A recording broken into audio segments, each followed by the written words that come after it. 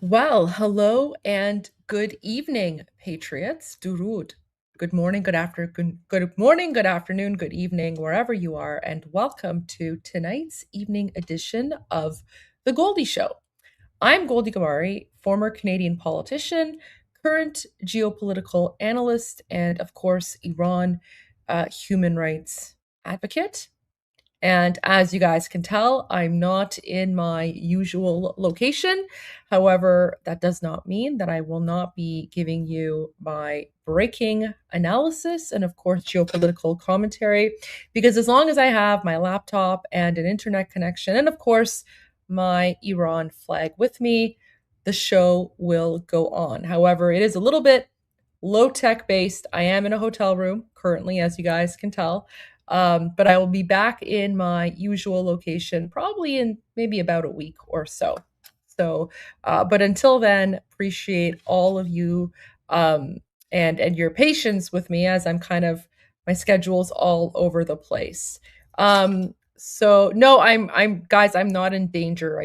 There's just some prearranged travel plans that I had made about a year ago.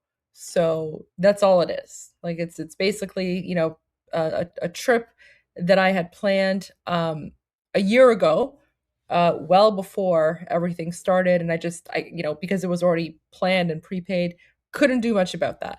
But in terms of am I in danger? I mean, I still have the bounty of $250,000 American on my head by the Islamic regime. So I mean, I'm technically always in danger. But there you go. Anyway, so just quick couple of things. So as you guys know, on my earlier live stream, Iran Revolution Live, that live stream is focused specifically on the Iranian people and their fight for freedom against the Islamic regime occupying Iran. And of course, on the Goldie Show, which is my evening geopolitical live stream, I focus mainly on the United States and Israel and their current conflict with the Islamic regime. What's going on? I break things down for you, give you my analysis and thoughts as a former politician of 7 years in politics for 10 years. As always, guys, let me know in the live stream chat where you are tuning in from. I'm always curious and interested to know where people are tuning in from and watching, and how big and global our community of patriots actually is. And if you're watching this replay afterwards, let me know in the comments below. So, guys, we are going to get right into this because I actually had something else prepared. And then, oh wow, look at this. So expendable Labrador says, wow, I'm actually here for the beginning of a show. So rare. Wow, welcome. Welcome to the live stream. I hope you enjoy. There we go. Always, always great to see everyone tuning in. So I did have something else planned, but Mark Levin, or as we Iranians call him, Amu Mark, Uncle Mark, he said some very interesting things last night on his show. And I wanted to go over them with you because, you know what? Let's just watch. Let's just watch and you'll see what I am talking about here. So, you know, something is terribly wrong when our great President Donald Trump and Israel's great Prime Minister Benjamin Netanyahu are relentlessly attacked by the media, the Democrat Party, so-called influencers, and the like, while the Iranian regime essentially gets a free pass. It's bizarre. The Iranian regime reversed all of the Western reforms the Shah had put in place, including women voting, women holding public office, equal rights for Christians and Jews. guys, who tuned into my live stream earlier today? Who tuned into my live stream earlier today? Iran Revolution Live, day 199. What did I specifically talk about and share with you guys today? Those of you who tuned in this morning. What did we specifically talk about? Pop quiz time. Who remembers?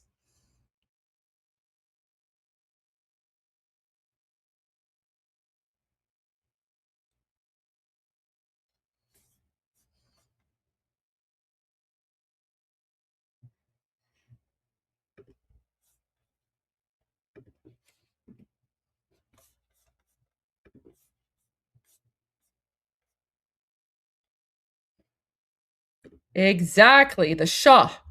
The Shah. I literally spoke about our beloved Shah giving Iranian women the right to vote in 1963 and how that pissed off the Muslim Nazis and the communists. Exactly. Women's rights, women's rights. And keep in mind, guys, today is the 46th anniversary of the passing of the Shah of Iran, the previous Shah of Iran, Shahanshah Aryamir. So, isn't it interesting? And guys, I mean, I've spoken about this before. So in many of my previous live streams, I've spoken to you guys about, you know, the Shah being a progressive, you know, giving women the right to vote. And the Shah was basically the original Durka fighter, right? He was the original Durka fighter. He was also fighting communists as well. And I also explained how what many of you are seeing today in terms of Trump derangement syndrome when it comes to the Democrats or the, you know, Islamists or the communists or even like the fake stream media, right? All the Trump derangement syndrome that you guys are seeing right now, we experienced all of that with the same elements, and they had Pahlavi derangement syndrome. They had Pahlavi derangement syndrome back in, like, you know, starting from like the 50s and 60s. So isn't it interesting that Mark Levin is now talking about the Shah, right? Oh my gosh. Okay, so now let me just go back. Okay, so now I'm going to play this and I won't interrupt anymore.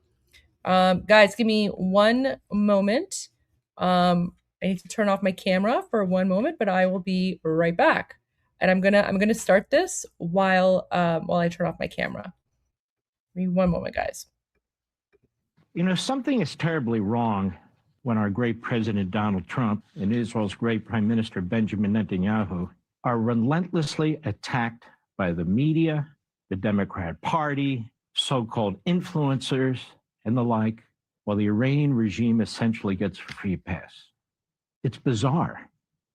The Iranian regime reversed all of the Western reforms the Shah had put in place, including women voting, women holding public office, equal rights for Christians and Jews, reducing the influence of the Islamic clerics in the government, land reforms, expansion of democratic processes, etc. See, people don't understand that the reason Khomeini and the Marxist left and the others went after the Shah is because the Shah was bringing modernity to Iran. And so they sought to overthrow him. It was called the White Revolution. And in doing so, the Shah actually emboldened and Guys, I have been speaking about the White Revolution. So 1963, the White Revolution, انقلاب سفید. So 1963, that was when the Shah got rid of the feudal landlord system and gave Iranian women the right to vote. And I've shared that documentary several times. Oh my gosh, guys, I have to bring it up again. Like, I'll just play that short clip. But this is what Mark Levin is referring to. Okay. Here, right here. Give me one moment. Let me bring it up here. So,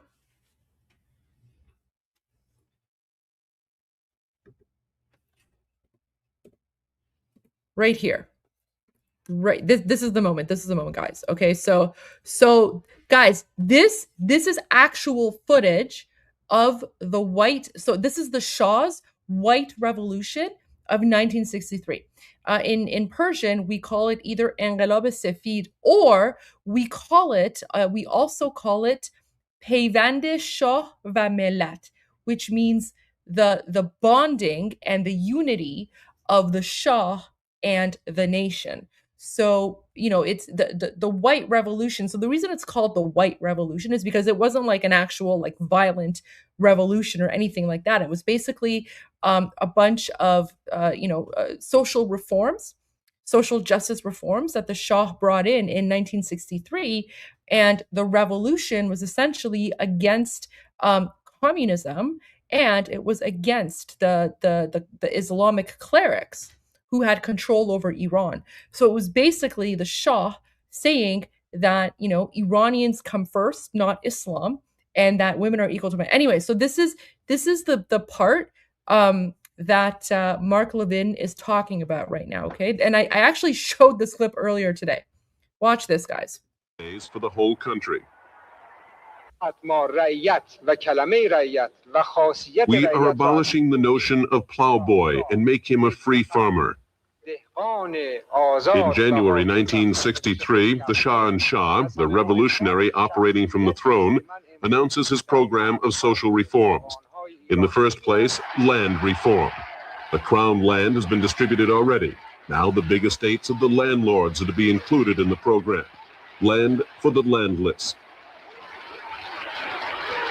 The reform is bitterly opposed by the landlords and parts of the clergy, assisted by the extreme left.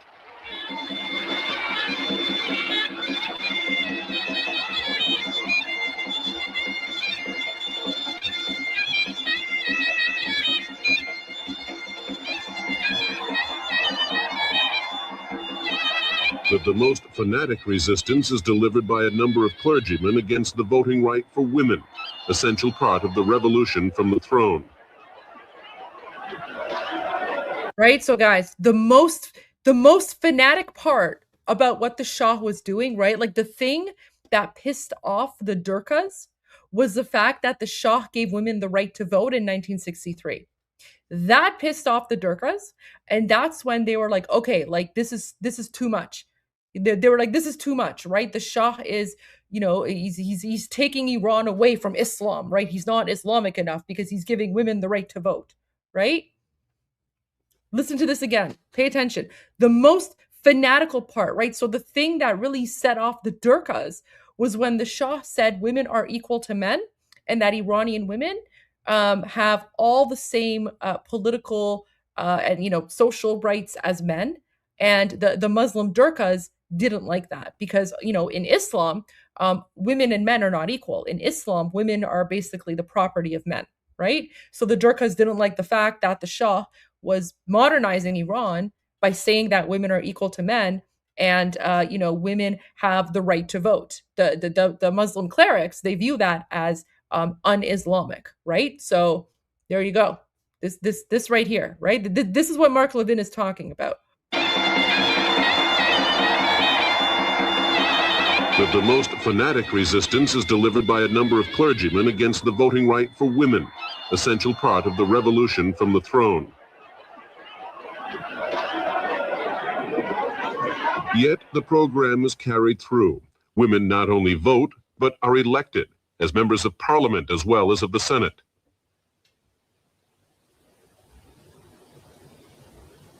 Symbol of the new role of women in Muslim Iran is the active participation of Farah as Shah Banu in representing the dynasty, the state.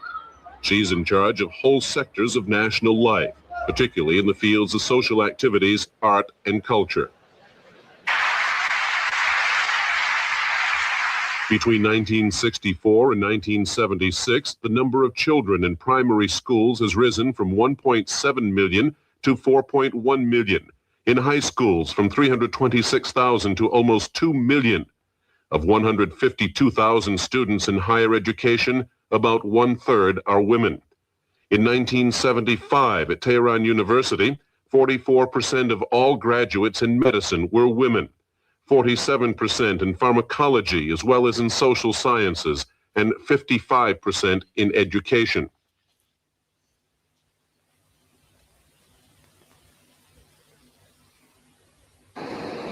There you go. So that is, in a nutshell, what Mark Levin is speaking about when he is referring to the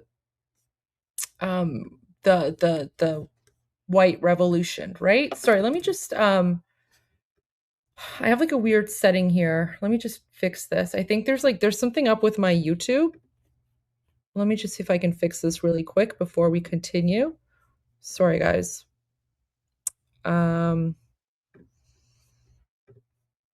Let's see. Okay. All right. Okay. I think I fixed it. All right, guys. So there you go. So this is what Mark Levin is talking about, right? So now going back to Mark Levin's statement. Okay. So now that he's talking about all this modernization and progressing things, that clip from that documentary, that's real life actual footage of the Shah and Iranians back in 1963, where the Shah says, I'm going to get rid of the feudal landlord system and I'm going to give women the right to vote. And all the Iranian people are happy. They're cheering. You literally see women, right? Like you're seeing, women politicians, right? Like right here. Look at this. Like, so not only did women get the right to vote in 1963, but in that very same election, women ran for office and were voted in, right? So it's not just that they got the right to vote. They also ran for office at the same time, and the Iranian people, both men and women, voted for women politicians. Okay? And these are not Durkas. These are like, look at this, like well-dressed, educated, smart, classy, right? Like look at these like amazing looking women, right? True. And remember, these are the women. These are Iranian women in 1963. You don't see hijab, you don't see durka, you don't see like trash bags, right? Women not only vote, but are elected as members of parliament as well as of the Senate. Right? She's a very, very famous politician, by the way. and she was the first woman minister, and the Shah made her the Minister of Education. And when the Muslim Nazis took over, they actually murdered her. They murdered her. So there you go. So that's what I want to just share briefly. But anyway, so now let's go back to Mark Levin, because now you guys have the context, right? You have the firsthand source, videos, footage of what Mark Levin is talking about what the Shah did back in the 1960s and why the Muslim Nazis and the communists are against him and still are. Regime reversed all of the Western reforms the Shah had put in place, including women voting, women holding public office. The Iranian regime reversed all of the Western reforms the Shah had put in place, including women voting, women holding public office, equal rights for Christians and Jews, reducing the influence of the Islamic clerics in the government, land reforms, expansion of democratic processes, etc.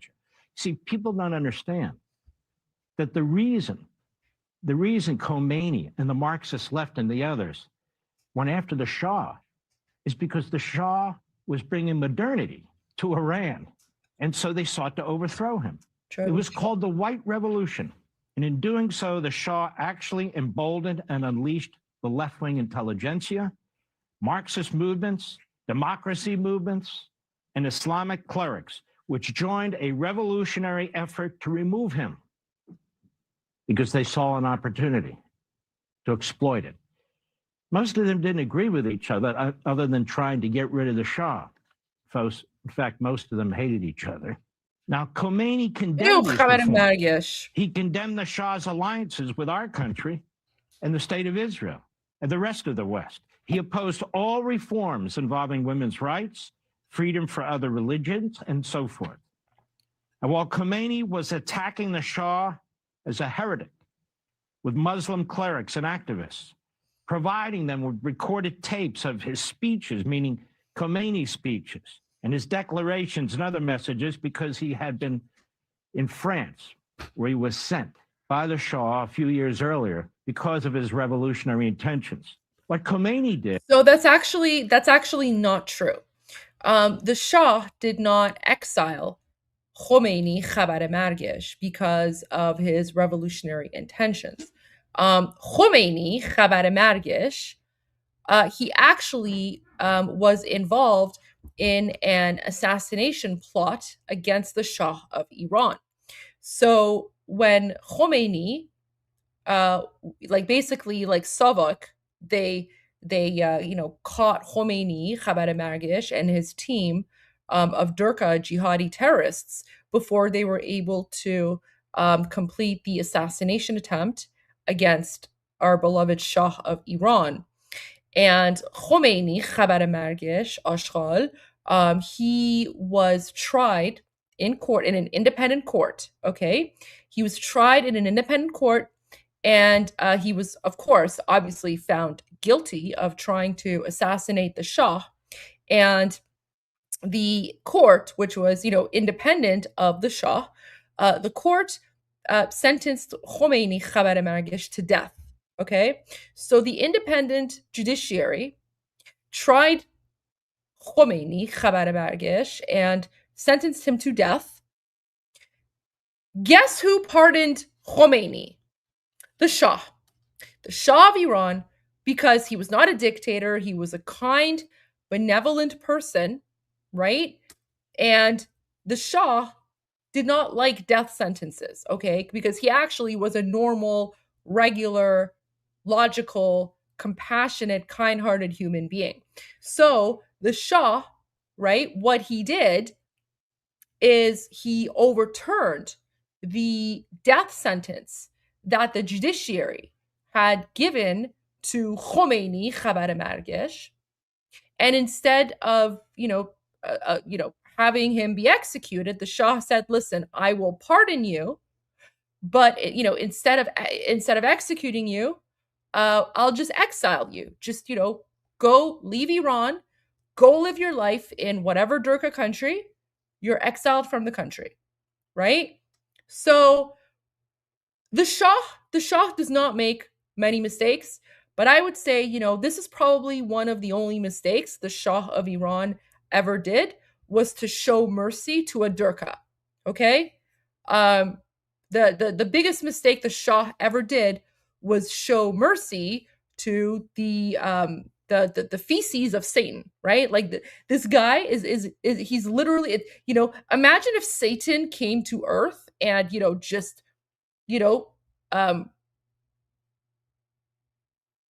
did his bowel movement, right? If Satan came to earth and did a bowel movement, that fecal matter is this, okay? He's basically Satan's fecal matter, okay? He's the feces of Satan. And it's almost as if like Satan came to Iran and did his bowel movement, and we are left with literally the feces of Satan. And I'm trying to use proper language because I know there's children watching. So this and the Shah, so the Shah's only mistake was that he showed this Durka mercy, okay? Because while the independent judiciary wanted to execute Khomeini, Khabar Margesh, for his attempted, and it wasn't even the first time. I think this was like the second time. This was like the second time that Khomeini tried to assassinate the Shah, right? The Shah forgave him and put him in exile instead of having the court execute him. And so when Khomeini was exiled, he was in Iraq. Okay, he lived in Iraq for a very long time because all these Durkas are from like Najaf or Karbala or whatever. And then in sort of the final year, so the final year before France brought him back to Iran in 1979, on Air France, that's when he went to France because things were heating up. And the French gave him refuge. Like the French literally used French taxpayer dollars to like protect this Durka and this Islamic jihadi, right? So guys, the lesson here is never trust a Durka, never show mercy to a Durka, ever. Because if you keep them alive, if you allow them to remain alive, they will come back and murder you. Okay, that's exactly what Khomeini, Khabar Margesh, did to the Shah, right? So that part of history, Mark Levin got wrong. The Shah did not exile Khomeini because Khomeini wanted a revolution. So he needs to brush up on that part of it, but that's okay. That's okay. But this is why I'm here, because I'm here to give you guys like the actual history, right? So the Shah did not exile Khomeini because Khomeini wanted revolution. The Shah exiled Khomeini, which was a mistake, by the way. It was a mistake because Khomeini had attempted an assassination attempt against the Shah. The court had sentenced Khomeini to death.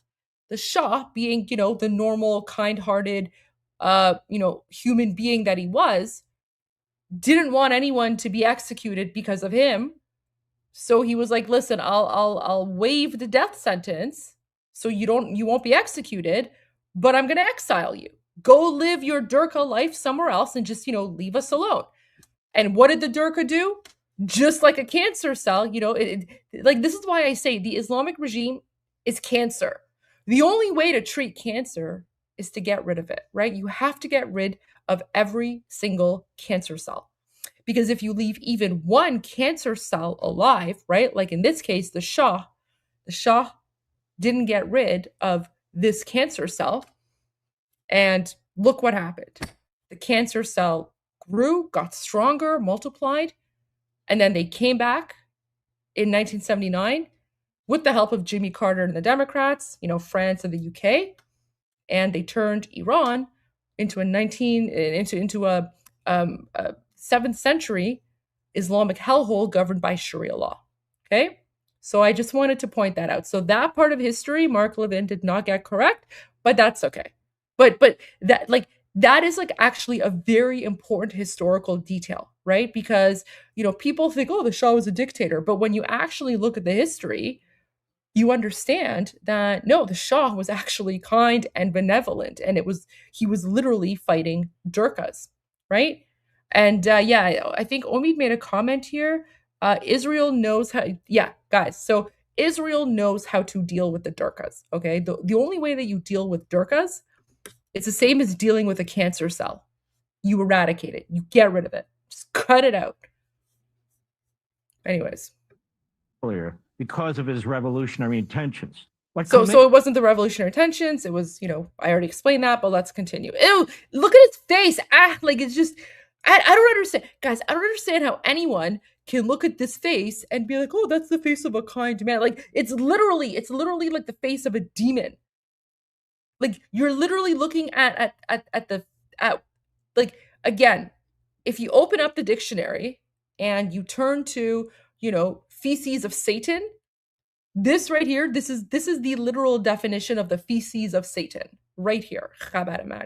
He did is he downplayed his rigid Islamist governance plans, what Khomeini sent by the Shah a few years earlier because of his revolutionary intentions. What Khomeini did is he downplayed his rigid Islamist governance plans, convincing the secular intellectuals, the nationalists, the leftists, the Marxists, that they could all cooperate to oust the Shah, that they could do that first and decide how things turn out later once the revolution is complete. Yeah, so again, another pinky promise from the Muslim Nazis. Remember, guys, if their lips are moving, they are lying. Remember that. Khomeini was better organized than those other movements, even though he was overseas during the earlier phases of the revolution. But he returned to Iran to oversee the final phase. Jimmy Carter, pressured the Shah. The French pressured the Shah. The usual Western countries pressured the Shah to bring Khomeini back, so he does, which becomes a disastrous decision. Meanwhile, important Western and especially American media outlets wrote of Khomeini as this grandfatherly, soft-spoken, religious mystic focused on spiritual renewal rather than a brutal dictatorship. There were American officials who actually described Khomeini as the Gandhi of Iran. Look. But he was none of that. The media... It's true, guys. Remember, I think I shared this article from like the New York Times or something from 1979, where they literally call Khomeini like this Muslim Nazi pedophile. Remember, Khomeini wrote a book. He wrote a book on how it is halal for men to marry infants and sodomize them before they reach the age of whatever, which according to them is 9, right? So Khomeini, Khabar Margish, that the people like the Muslim Nazi pedophile that certain American policymakers and politicians were calling the Muslim Gandhi. Yeah, the Muslim Gandhi wrote a book on how it is halal to sodomize infant girls. Yeah. Right? Like I don't even know how to respond to that. They have a bad pattern of romanticizing brutal anti the Gandhi of Iran. Look. But he was none of that. The media have a bad pattern of romanticizing brutal anti-Western and anti-American revolutionaries. Castro, Mao, Lenin, just to name a few. And early on, they did the same with Khomeini. That would soon change. I'm giving you this background so you understand what we're up against, ladies and gentlemen, because if I don't do it, it's not going to be done. After this revolution, Khomeini systematically eliminated his revolutionary partners through institutional purging and mass executions. He brutally marginalized and destroyed his secular, nationalist, leftist allies one by one. He purged the universities of secular Western elements. He arrested leaders of the various groups, forced them into televised confessions, and executed them. Yep. And dismantled all their organizations. Khomeini removed all the ayatollahs and other clerics who held competing views. Several years later, he ordered the mass execution of all political prisoners, tens of thousands of them. So, guys, what Mark Levin is referring to is basically sort of the mass executions that happened in the late 80s. So, let me just pull it up here.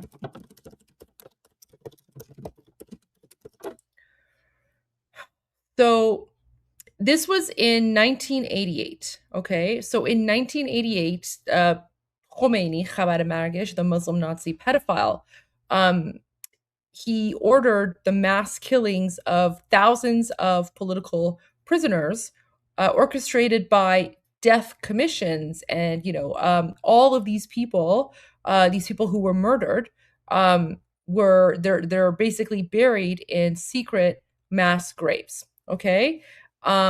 And yes, the vast majority of these political prisoners were lefties. So we're talking about the communists, the Marxists, the woke progressive left, right? The normal progressive left, right? Basically, all of those. So remember, all of those people who were against the Shah but weren't part of the Islamic regime, okay? They all who had helped. They had helped Khomeini, Khabar Margesh, come to power, because remember, Khomeini said, he was like, guys, like, let's all unite. We're all anti-imperialist. We're all anti-Western. We're all anti-Shah. So let's all unite and overthrow the Shah. And then, when we're successful, then we can figure out, okay, what's going to happen. And then Khomeini said to all of the lefties and the woke and the communists, he was like, don't worry, guys. I pinky promise you. I pinky promise this isn't about Islam. It's not going to become an Islamic regime. Like, no. Right. So all those people, because, they thought that they were smart and intelligent, whatever, they united with the Muslim Nazis, right? Again, this is the unholy alliance of the red and the black, right? So they united. And then afterwards, when the Muslim Nazis were successful in overthrowing the Shah, they immediately took power and they pretty much jailed everyone who was speaking out. I've actually spoken about this. So if you want to learn more about this particular piece of history, it is actually, I went over it in a documentary watch party. So let me just pull this up really briefly for you guys. So if you go to my YouTube page and then you go to Iranians Rate Documentaries About Iran, it's literally these, like my two most recent documentaries, okay? This one here, 1989, it was about Khomeini's 1989 funeral. Now, let me play, just like, I'm going to find this part here because this is really important, guys. So let me find that part so I can specifically play that part for you guys. Let me just find the documentary, because that part is actually, I would say it's highly worth it to go and rewatch that particular part so that you guys can see exactly what Mark Levin is talking about when he says, where's that?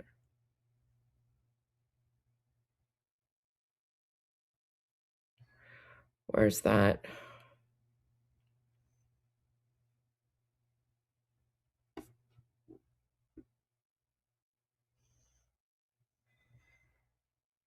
Here we go.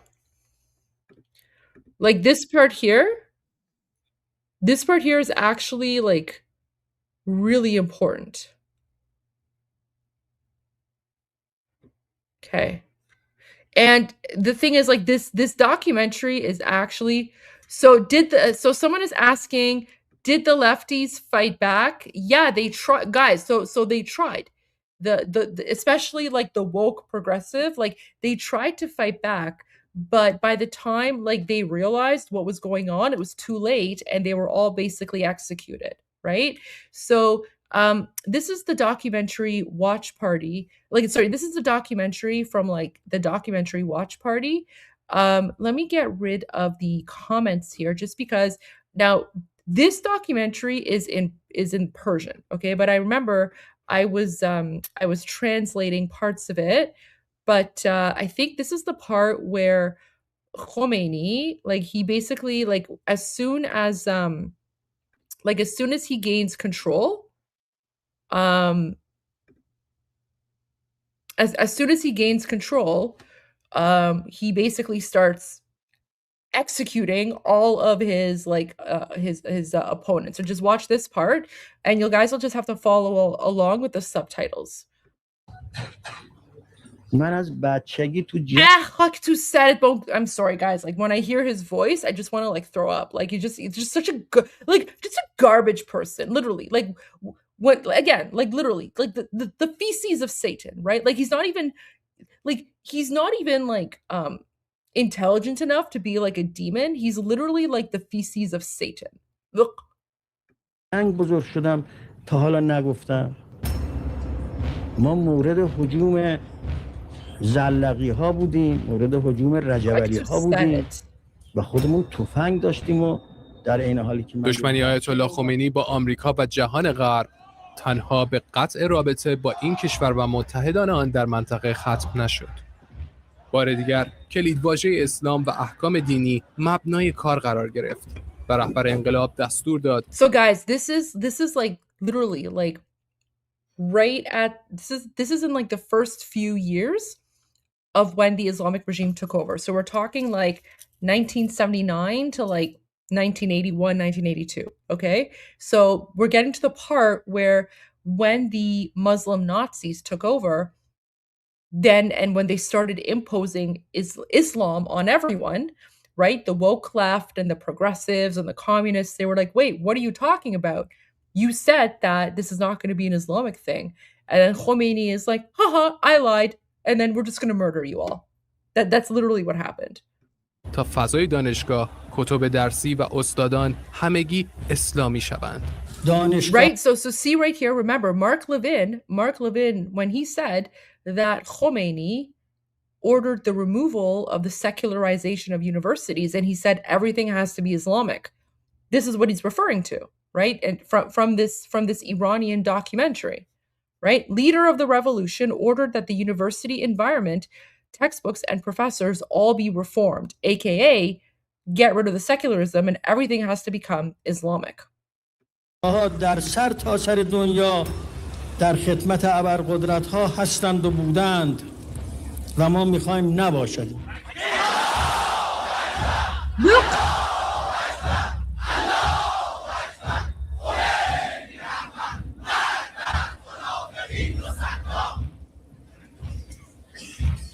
در دانشگاه‌های ما هم اصل علمش هم انقدر را نبود. یه عده البته هم متعهد بودند و همچی اما در اقلیت واقع شده بودند که مشت محکم کمونیستان نمیذاشتن اینها کاری انجام بدن. حالا اگر دانشگاه باز باشد اساتید متعهد داشته باشیم نمیگذارن اینها که دانشگاه باشه. Right, so basically he's saying that universities are the enemy of Islam because, in universities you don't learn Islamic things. And then everyone's like, Allahu Akbar, Allahu Akbar, Allah, right? So حتی دانشگاه دانشش هم درش نبود.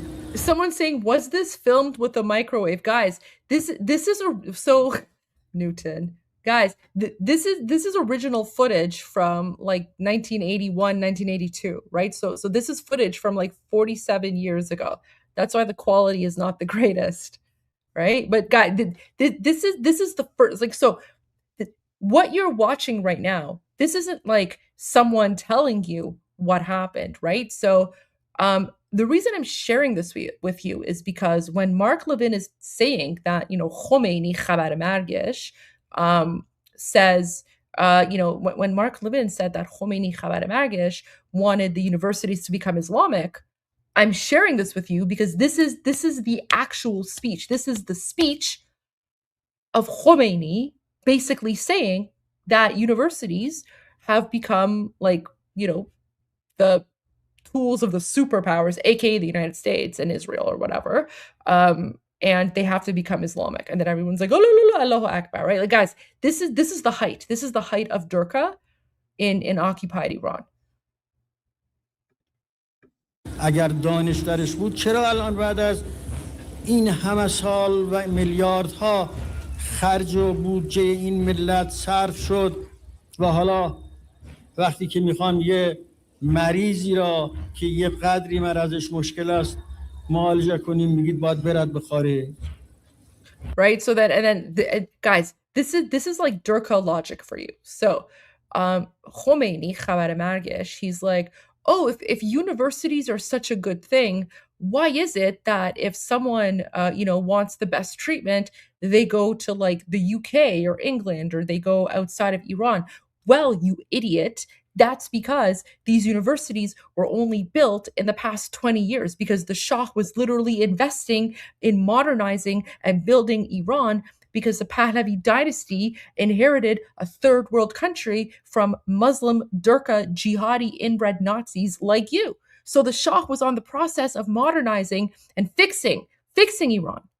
Okay, so 20 years is not enough time to take Iran from like a third world hellhole that was controlled by Islam and modernize it, right? Okay. People are saying that there's breaking news happening in Isfahan. Let me just double check this really quickly. I'm if there is breaking news.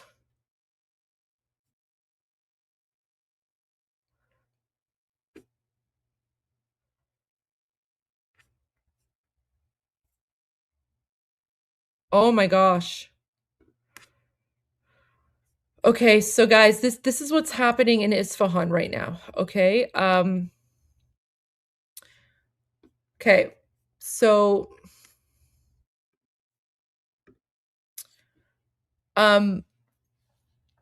so the Islamic regime is planning on executing more Iranians, okay? So let me just read this for you guys. At this dark and defining moment, the Islamic Republic once again reveals its true face. 3 young Iranians face execution for one reason alone. They dare to demand freedom. A regime that fears its own people has chosen the gallows over justice, terror over truth, and violence over humanity.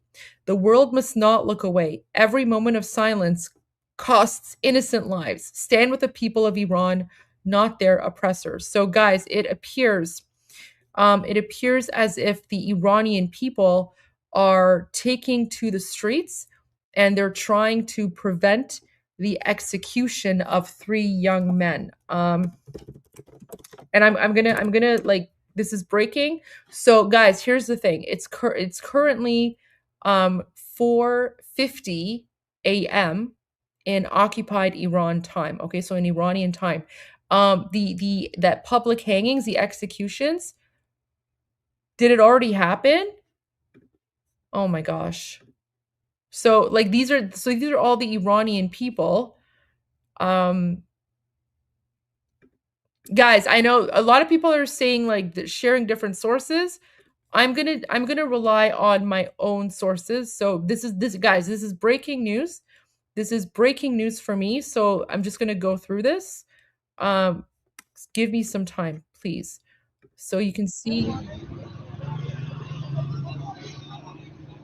So that's the gallows. This is the gallows here, right? So you can see they're like preparing cranes, right? They're preparing cranes to hang Iranians.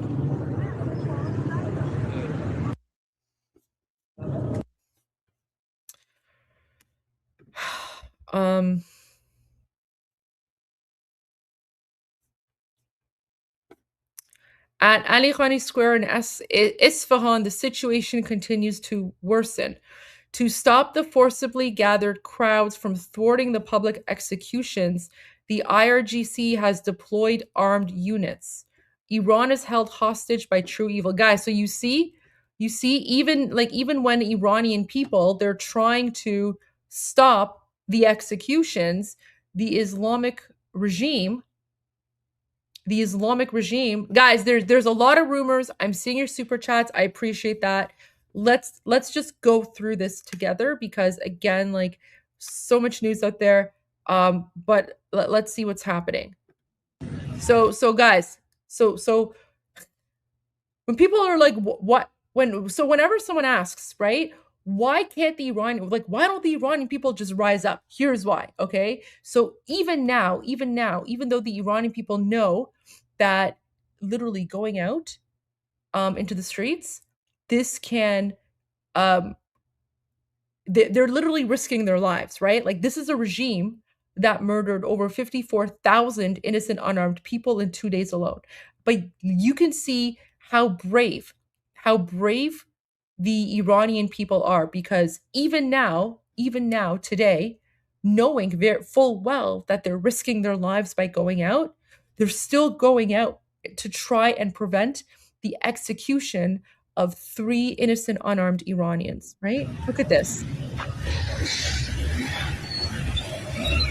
And guys, the reason that you're seeing the camera upside down is because, obviously, like, the guy, he turned on his camera, but then he's like holding his phone down, right? So he's just like holding it down as if like he's not filming, because again, filming this stuff is illegal. And if the Islamic regime catches you filming them, you will be hanged. You will be hanged.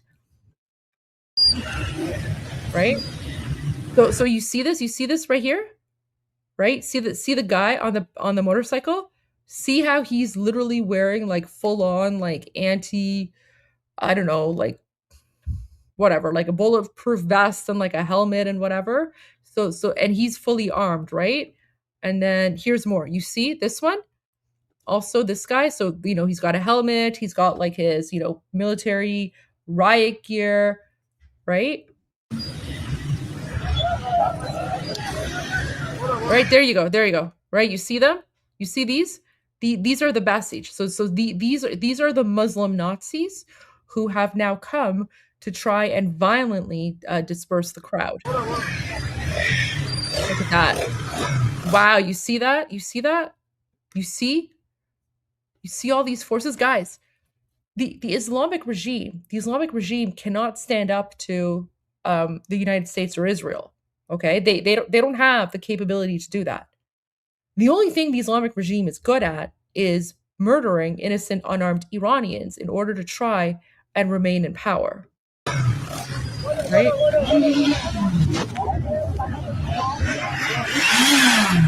See that? Wow! Do you see that? Look at that. Look at what he's holding. Do you see that? That's not for the United States or Israel. That's for the Iranian people. So when you're wondering, well, why can't the Iranian people rise up? Or how is it that over 54,000 innocent unarmed people were murdered? You see that?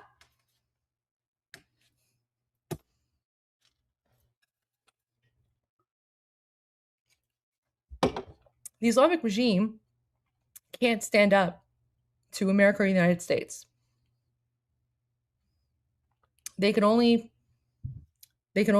stand up to the Iranian people because Iranians are unarmed and they are fully armed. See that? Oh my gosh. Okay.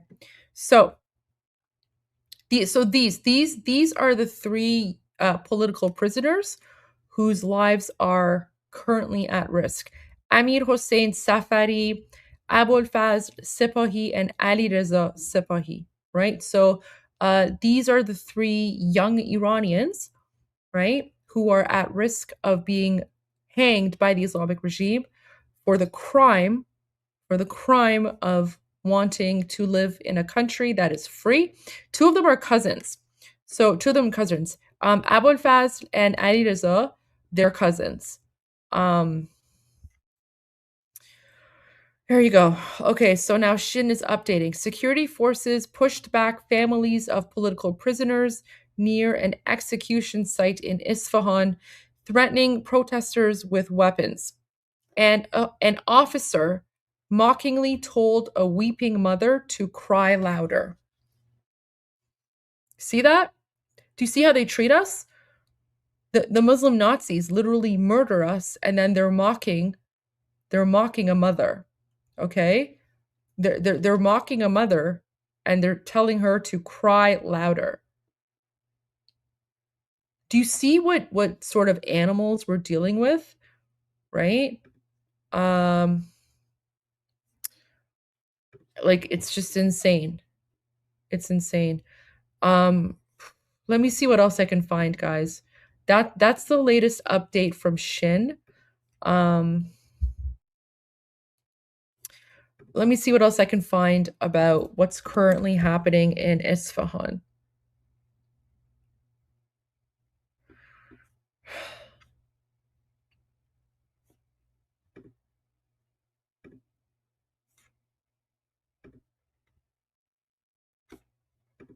So the Islamic regime has also put up this poster, and this poster is meant to scare the Iranian people. So it says, هیچ جرمی از نگاه قانون پنهان نمیماند. دیر یا زود عدالت اجرا می شود. So basically, this is the Islamic regime threatening the Iranian people. And the Islamic regime is saying that no crime can remain hidden from our eyes forever.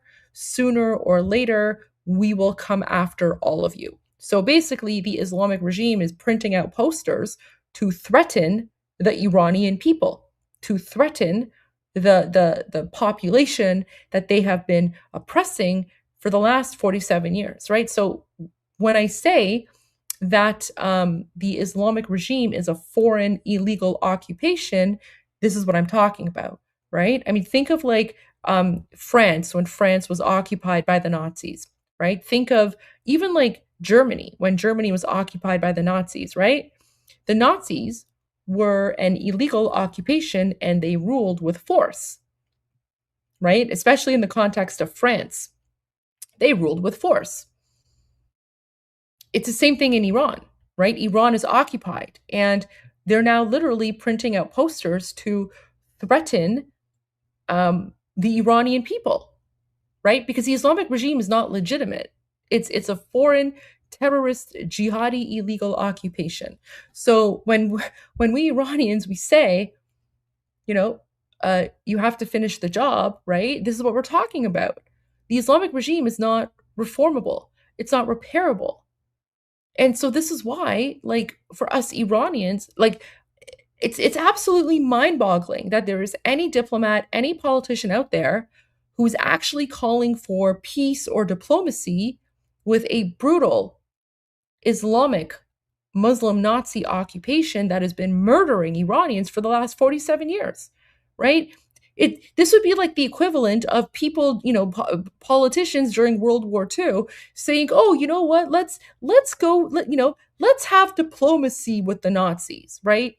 It's the exact same thing, right? Anyone who says, "Oh, we should seek a diplomatic solution with the Islamic regime," that's the equivalent of saying we should seek a diplomatic solution with the Nazis during World War II, right? And guys, remember, how did the Allies defeat the Nazis? The Allies did not defeat the Nazis through diplomatic talks or negotiations. The Allies defeated the Nazis by bombing them to hell, right? That's how it happened. That's how it happened. And now the Islamic regime, they're printing posters threatening the Iranian people. Absolutely sick. Absolutely sick, right?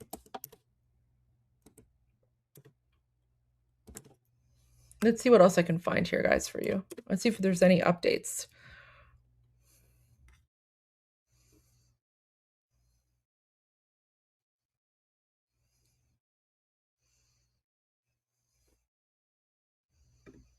So apparently, officers, so not only were officers there with their guns, they started shooting at the Iranian people who had shown up to prevent the hanging of Ali Reza Sepahi, Abul Faz Sepahi, and Amir Hossein Safari. Public executions are a tool of intimidation. Don't look away. Please be their voice. Wow. Right.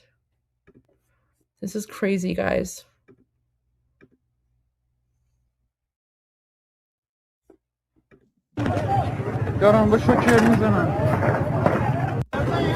So do you guys hear that? Like you can hear shooting in the background. Listen to this.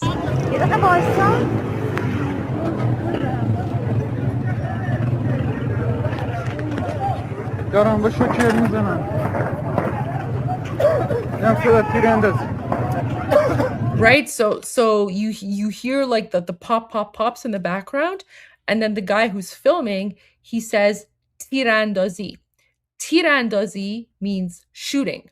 So tirandazi basically means like shooting, right? The you know, the pew pew pew, right? So as he's filming, he hears the gunshots, and then he's like he basically says tirandazi, so he's confirming that he can hear gunshots, right?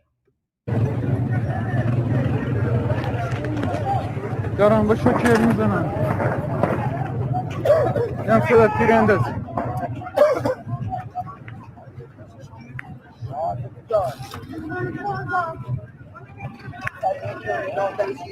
اینقدر با شوکر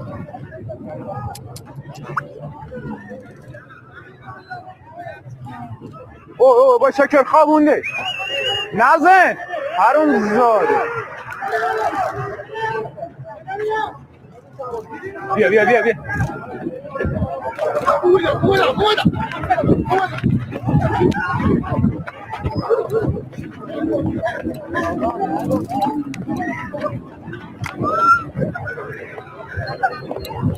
بیا بیا بیا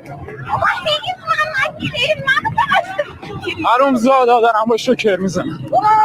So he calls the Muslim Nazis. He's like, you know, harumzades. You guys remember the word, what harumzade means? Those in the chat who don't know, those people who know. So, okay, Omid is asking, why aren't they waiting for the Shah? Guys, so this, I don't think this is the uprising. This is Iranians. They're trying to prevent the Islamic regime from murdering more Iranians, right? So this is Iranians going out to the gallows. This is specifically the gallows. Someone is saying, isn't it daytime right now? So the current time in Iran is 5 a.m. So it's almost sunrise, right? Like so sunrise is 5:09 a.m. So sunrise is about 4 minutes away. So this isn't from last night. This is from like a few hours ago. Literally, this is from like a few hours ago, because it's still dark. It's almost sunrise. But Omi, to answer your question, this isn't the uprising. Like, this isn't the national revolution. Although I don't know, it might lead to that. I have no idea. But this is Iranians who are pretty much getting sick and tired of the Islamic regime murdering innocent Iranians, and so they've basically gone to the gallows area where the public executions are literally supposed to be happening right now, and they've gone there to try and stop it, and then the Islamic regime starts shooting into the crowd, as you can hear this man say.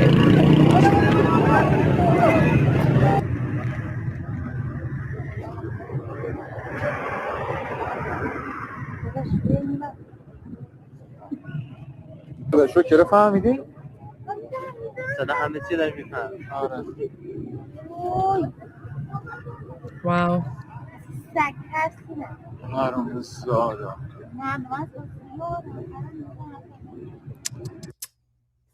Wow. Oh my gosh. Okay. Let's see if I can find anything as well. that was relevant. So, the Iranian people are the bravest in the world. Isfahan tonight. Regime terrorists are now firing shots and using electric tasers on unarmed civilians just to disperse the crowds. Okay? And then he continues, we don't care about your empty words and negotiation tables anymore. This is how we show up, even completely empty-handed, to defend our people and fight back against heavily armed IRGC terrorists. So here's more footage. Here's more footage. Guys, do you see the laser? Guys, is that? Guys, I think that's the green laser of death, right? Is that the green laser of death, guys? Yeah, see? So remember, guys, whenever you see the green laser, so the Muslim Nazis, right? Like the Gestapo, they operate in, like, you know, packs or platoons or whatever. So no, it's, guys, that's not a gun laser. That's not a gun laser. I'll explain the green laser.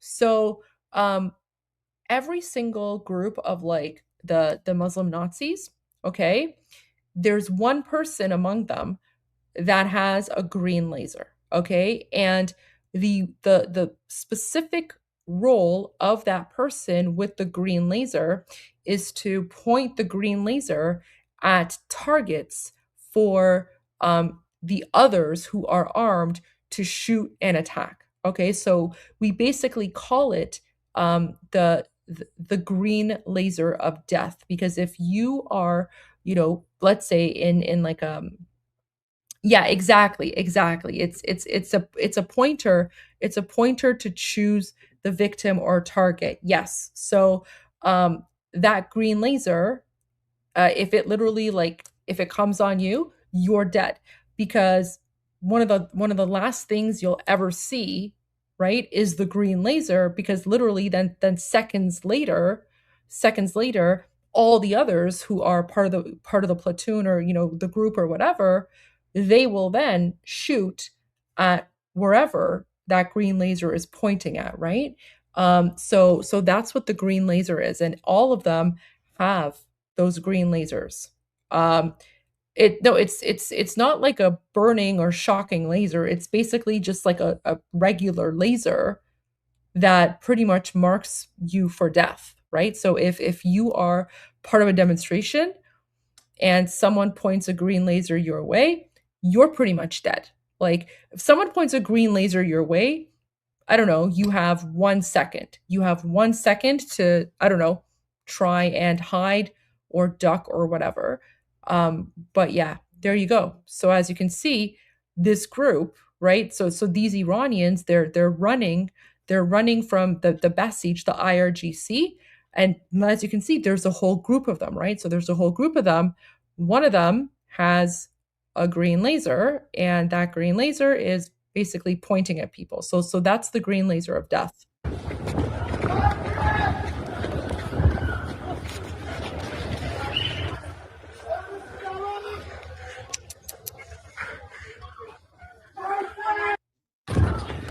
Like, it's literally, this is terrifying stuff, right, guys? Like, this terrifying stuff. Oh my gosh, let me see if he has anything else here. Let's see if he has any updates. Wow, okay, so there's more. So this is Isfahan, right? So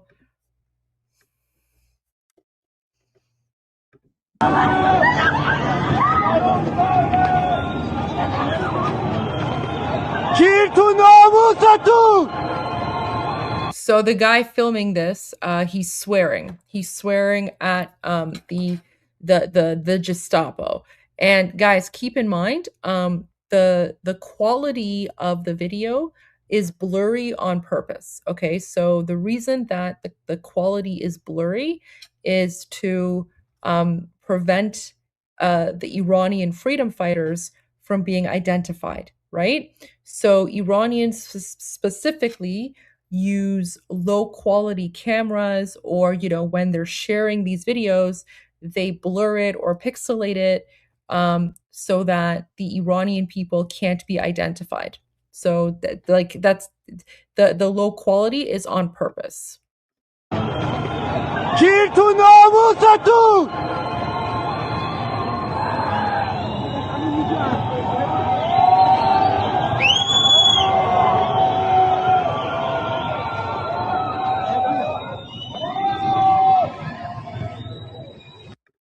Right? So again, the Iranians are gathering at the gallows, at the place where the 3 young, innocent Iranian freedom fighters are supposed to be executed.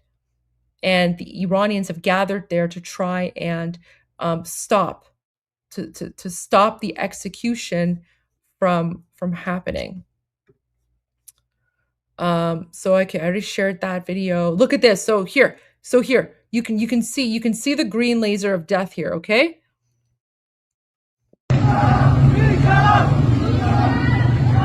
Right. So you can see like someone from the balcony is filming from top. Remember, so the guys, this is literally a different angle of the same video. Right. And so these Iranians, they're risking their lives because they're all unarmed, right? So these Iranians are risking their lives to try and prevent 3 other Iranians from being murdered by the Islamic regime. And then here you can see as they're running, you can constantly see all the green lasers of death, right? And then as they're running away, they're chanting Bisharaf, which means dishonorable. So they're calling the Gestapo dishonorable.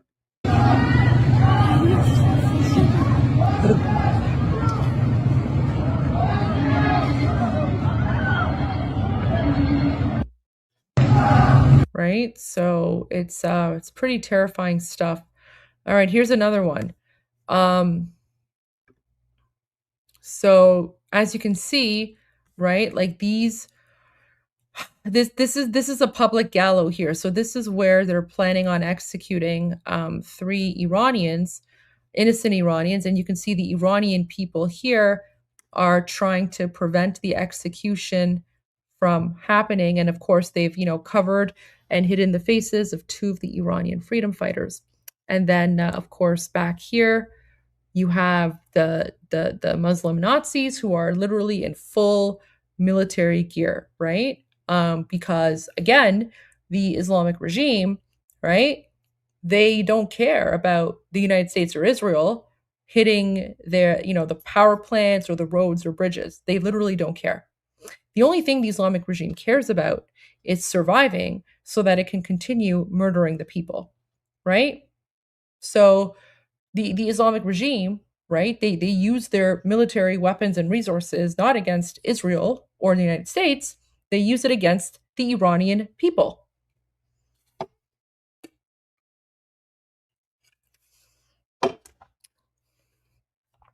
So there you go. Someone is asking, public hangings, are they living back in 30 BC? No, they're living in a Muslim country. They're living in a Muslim country. Like this is Islam. This is Islam, right? In Islam, this is a thing. And for the last 47 years, public hangings have been a thing. This has been going on in occupied Iran for 47 years, okay? Literally, public hangings. And the entire time that the public hangings are happening, they have a bunch of like Muslim clerics and whatever standing below, and they're literally reading from their Quran, and they're like, Allahu Akbar, in the name of Allah, Muhammad, and Jihad, right? So that's pretty much what is happening here. And as you can see, Iranians are trying to fight back. Trying to fight back.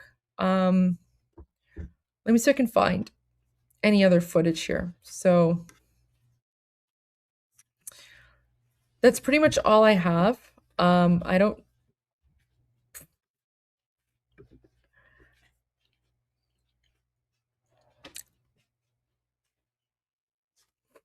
Okay.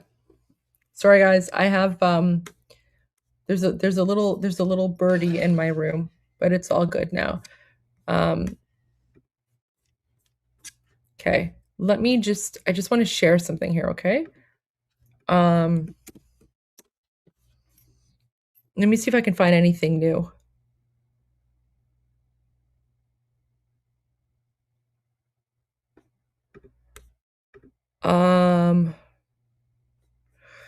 So guys, this is actually really sad. So it appears as if the Islamic regime carried out the execution of the three political prisoners in Isfahan. Now, again, I don't guys, this is coming from Fars News Agency.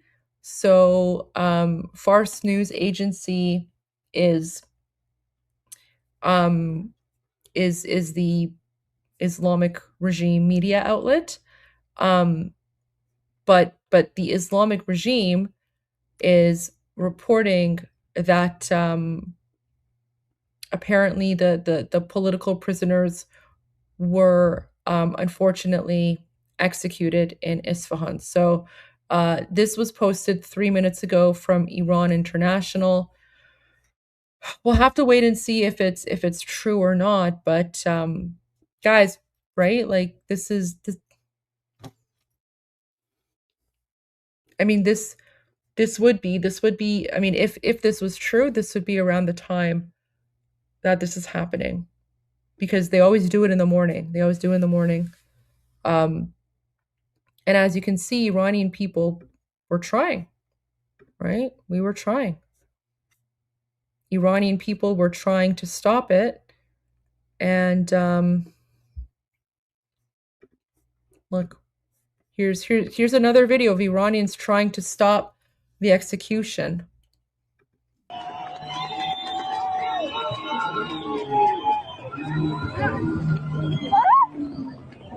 See this?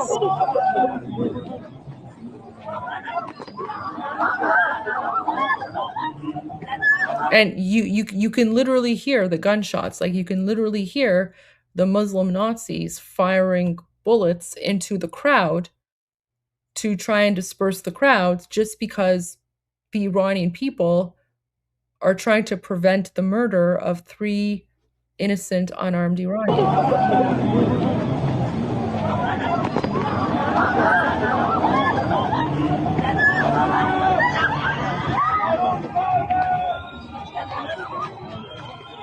گیر تو ناموستون.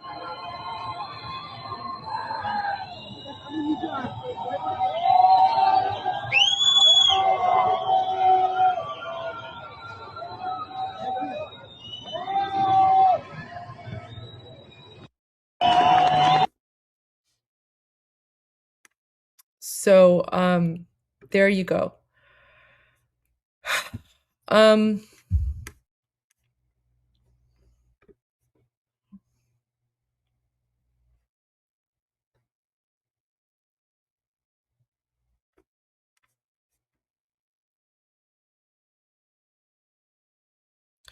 So apparently more people are reporting that the Islamic regime carried through with the execution of these 3 people. So you guys, all of you watching, the live stream anyway, this happened during the live stream. This happened, while we were speaking about it. I was sharing the videos of how Iranian people were trying to prevent the execution, and they were shot at. The Muslim Nazis shot into the crowd, and I mean, apparently they carried through with the execution. So Ali Reza Sepahi, Abolfazl Sepahi, and Amir Hossein Safari were hanged in Ali Khani Square, Isfahan. Yeah, this just happened. So I hope that you guys understand why we Iranians support the United States and Israel bombing the Islamic regime. And I hope you guys understand now why, for us Iranians, right? And again, like on the Goldie Show, because this is, you know, geopolitical and, you know, geopolitics, my analysis is objective, right? And I look at this as a geopolitical analyst, former politician. But of course, on Iran Revolution Live, we look at the human aspect of it. So I hope that for all, you know, everyone who's not an Iranian, I hope you can understand and appreciate why for Iranians, it is very frustrating whenever there's talk of like a ceasefire or, you know, negotiations or a pause or whatever, right? Because whenever there's a ceasefire, whenever there's a pause, whenever there's talk of diplomacy, this is what the Islamic regime does. They murder Iranians. They murder Iranians. And all of you just witnessed this live. You saw hundreds and thousands of Iranians go out and try to prevent the execution. And the Islamic regime shot into the crowd. We don't know how many Iranians were, you know, Iranians who went out there. We don't know how many were murdered or shot at. But it seems as if the Islamic regime has murdered. Now, again, waiting for final confirmation. But the Islamic regime media outlet. Yeah, so this account, Yar, she's inside of occupied Iran. Yeah, so guys, see, like, you can tell she's right. So she's basically using a VPN to connect, right? Because again, Iranians inside of occupied Iran, if you're fighting against the Islamic regime, you can't use your real name, you can't use your real face. You have to have a VPN so that the Islamic regime can't track your phone and track your location, right? So it says account based in the United States, but there's a shield there, right? And the shield means that, you know, this person is using a VPN. However, because this person, this Iranian freedom fighter, because she is using an Android phone, you know, here it says connected via Iran Android app. So she is 100% in occupied Iran. It's a little bit harder to identify Iranians when they're using iPhones because there is no iPhone Android. So there is no like iPhone app store because iPhone is banned. So Iranians who are using an iPhone, the iPhone app store or whatever, it'll be like the location of whatever country that the iPhone is originally from. So there you go. But so like because she's using an Android, you can tell that she is inside of occupied Iran. And yeah, she is reporting that unfortunately, Fars news agency affiliated with the IRGC has reported the execution of the death sentence of 2 of the kids in Ali Khani Square. It could be more. It might be all 3, but there you go. This is the footage, right? So we tried, guys. We tried. We have literally been trying for 47 years. We've been trying for 47 years to overthrow the Muslim Nazis. And this is what happens. This is what happens.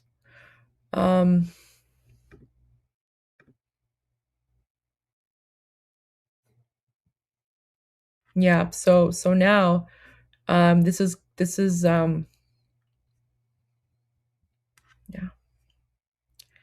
So this news is now going viral, right? Okay, here's another view, another angle of Iranians trying to prevent the execution.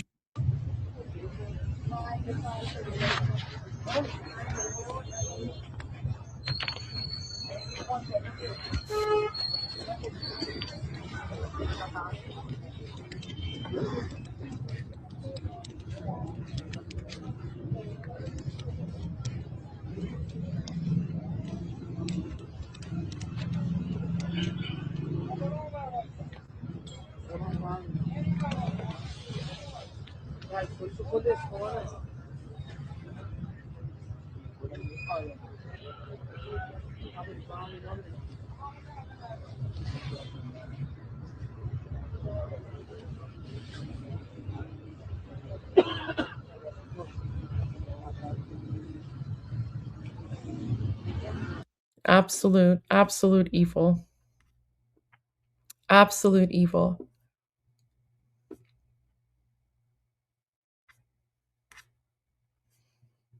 Let me see.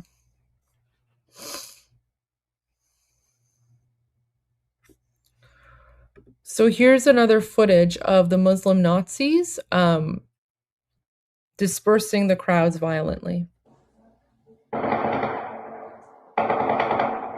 Do you hear that?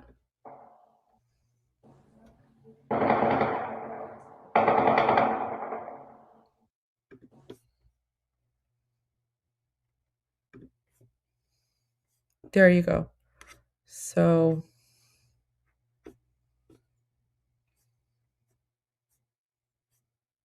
yeah.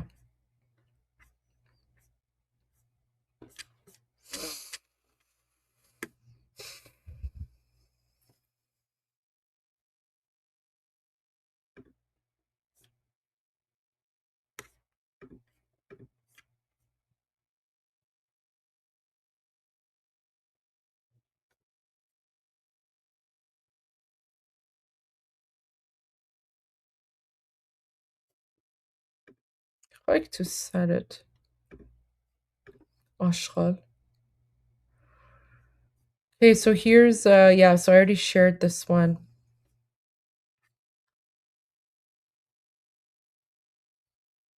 Oh my gosh. Okay, so this is footage. This is footage of the families of the three young men who were executed right before they were murdered. The families are outside and they're begging the Islamic regime not to murder their sons.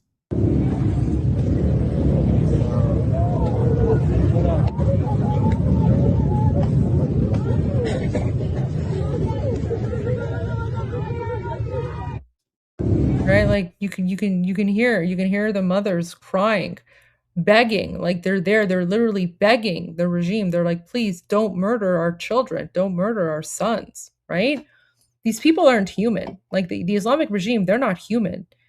They're demons. They're literal demons, right? They're literal demons. Like the families are there begging, crying, pleading. They show no mercy. They show no mercy. This is why we say you cannot negotiate. You do not negotiate with the Islamic regime. You exterminate them because these are vile, demonic savages. What you're seeing here, this has been going on in occupied Iran for the last 47 years. They have been doing this for 47 years. 47 years, okay? You guys are just getting a glimpse of this now because we have social media, we have internet.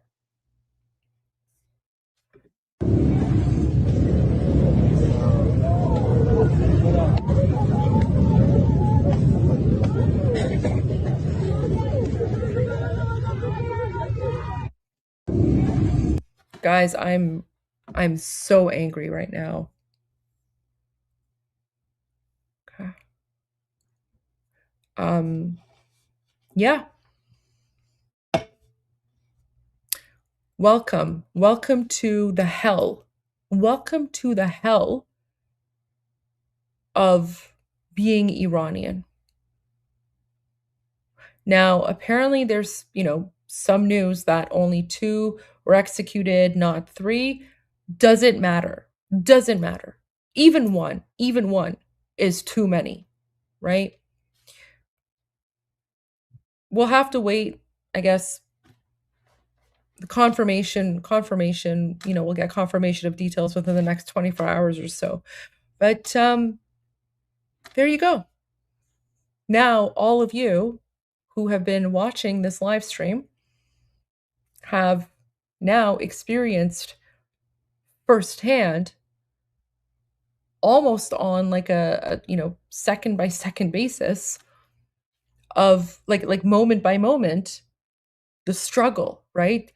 You all saw the struggle. You saw Iranians go, and Iranians were peaceful. They were peaceful, right? There was no vandalism. They were just there to try and prevent the murder of their companions, their friends, their freedom fighters.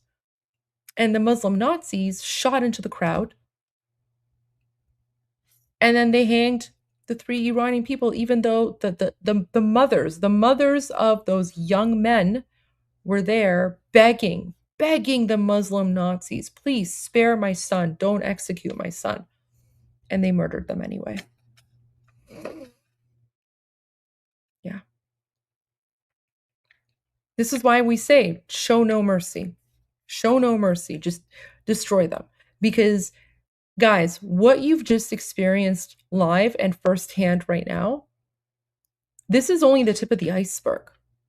If the Islamic regime survives what's happening right now, what you just saw, that will be increased tenfold, 100 times, 1,000 times fold, right? And this takes me back to what Mark Levin was talking about. So now now that we have gone through this execution of at least two, possibly 3 Iranians, I want to go back to Khomeini Khabar Margesh from the 1980s, where he's calling for the execution of his opponents, right? So what you just witnessed and experienced right now, this has been going on for 47 years. This is Islam, guys. Welcome to Islam. Welcome to jihad, okay? This is literally jihad. This is the true face of Islam. This is the true face of Islam. They have been murdering us Iranians in the name of Muhammad and jihad and Islam and Allah and their garbage book for the last 47 years, right? So now let's continue watching this. And yeah, for everyone who's wondering, why am I not a wreck right now? Well, like I said, right now I'm in politician mode and still have to share this information, not just for me, but for all of us Iranians. There will be a time to mourn. Right now, we are in a war. We are in a war, and we will not be silent. We will not give up, and we will not stop speaking out and raising awareness. We will exactly, Newton. You are 100% right, Newton. We will bapish. We will bapish until the end of the Islamic regime. But so now, if you're wondering how and why these people are so evil, here you go. The part where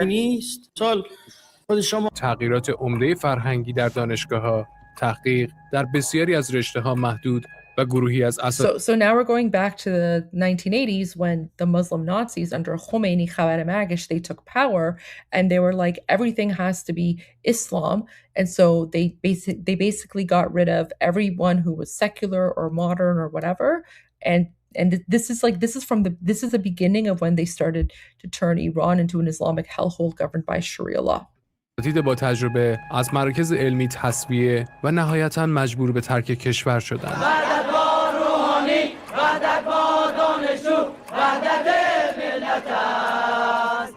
Guys, do you see this?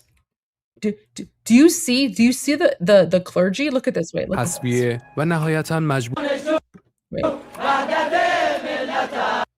I just want to pause. Do you see these? So all of the footage that I've shared recently with you of like the Muslim Nazis, like the turban heads, the imams, and they're walking around with guns. Yeah, they were doing that back in the 1980s as well. So I want you to imagine if, like, I don't know, a group of like radical priests, right? Like it sounds even insane saying it, but like imagine if like a group of radical priests, right, took over America and they're marching around with guns, and the priests are like, and every single priest is like, oh yeah, like we control America because we speak on behalf of God, and if you don't listen to us, we're going to shoot you, right? I mean, it's just such an insane thing to think about, right? But that's like or like any religious, like, I don't know, think of like any sort of like religious spiritual leader, okay? And then these religious spiritual leaders are doing this, right? Like it's insane, guys. I cannot think of any other religion in the modern day world that does this, okay? There is literally no other religion in the world where in the modern day, right? Like, guys, I'm not speaking about the medieval ages. I'm not speaking about, what happened 2,000 years ago. I'm speaking about today in modern society, okay? In 2026, there is not a single religion in the world where you have the clergy who are walking around with guns and they basically claim authority over the people because they speak on behalf of God. And I don't even think that this is a religion. I think this is a death cult. I think this is literally a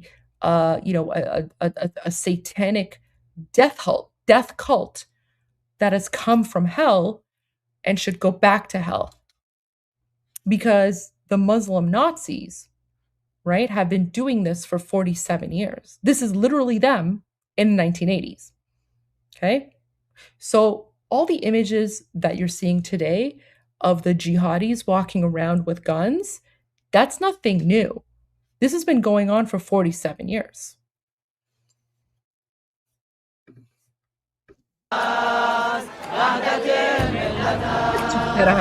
اما تغییرات بنیادین در دانشگاه‌ها و مراکز علمی کشور به اینجا خلاصه نشد و برای هرچه اسلامی تر شدن محیط دانشگاهی، وحدت حوزه و دانشگاه شکل گرفت و روحانیون به دانشگاه‌ها وارد شدند. Yes, so then because for the Durkas, right, Iran wasn't Islamic enough. So then the clergy, right, they not only took over everything else, they also took over the universities. And then, this is when they start chanting like death to America or whatever, okay?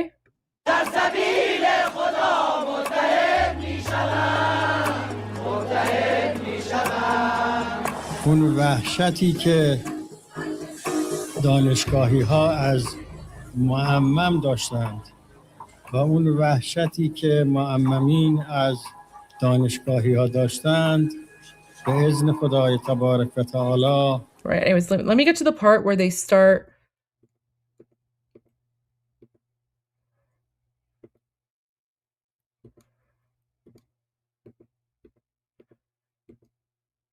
Okay. Let me get to the part where okay.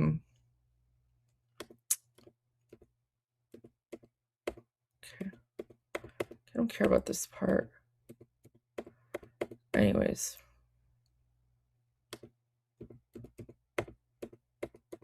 All right, I can't find it now, but so eventually, so the Muslim Nazis, they basically take over. They take over Iran, and then this is when they started. They start murdering anyone who disagreed with them, right? So this has been going on for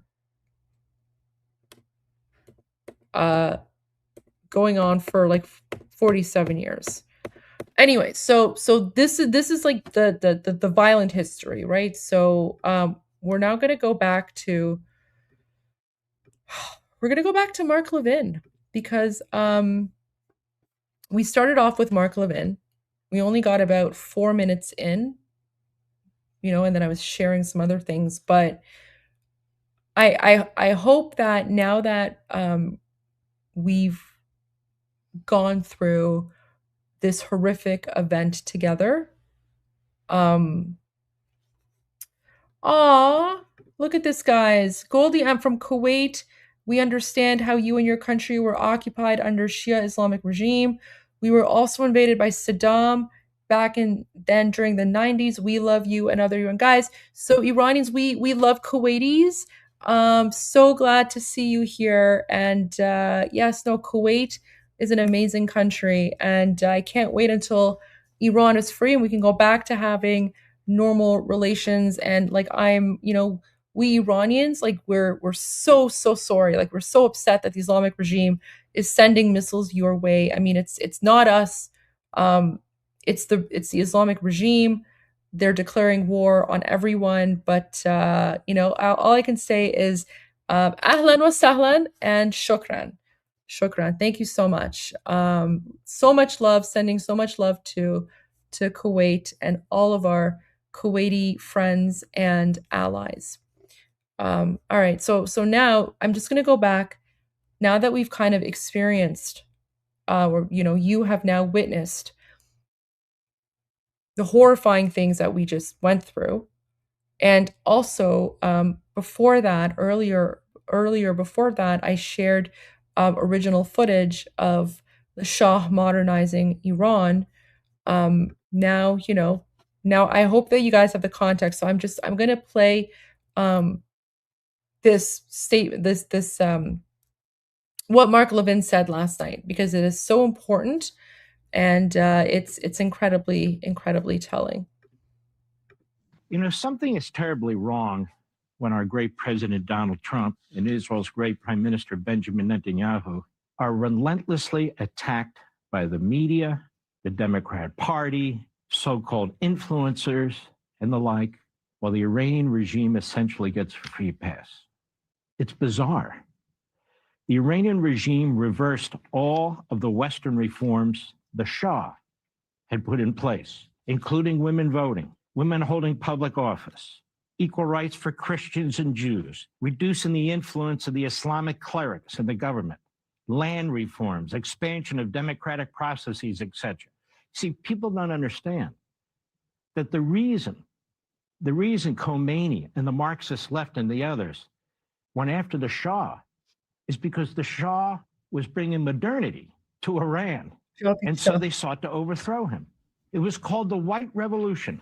And in doing so, the Shah actually emboldened and unleashed the left-wing intelligentsia, Marxist movements, democracy movements, and Islamic clerics, which joined a revolutionary effort to remove him because they saw an opportunity to exploit it.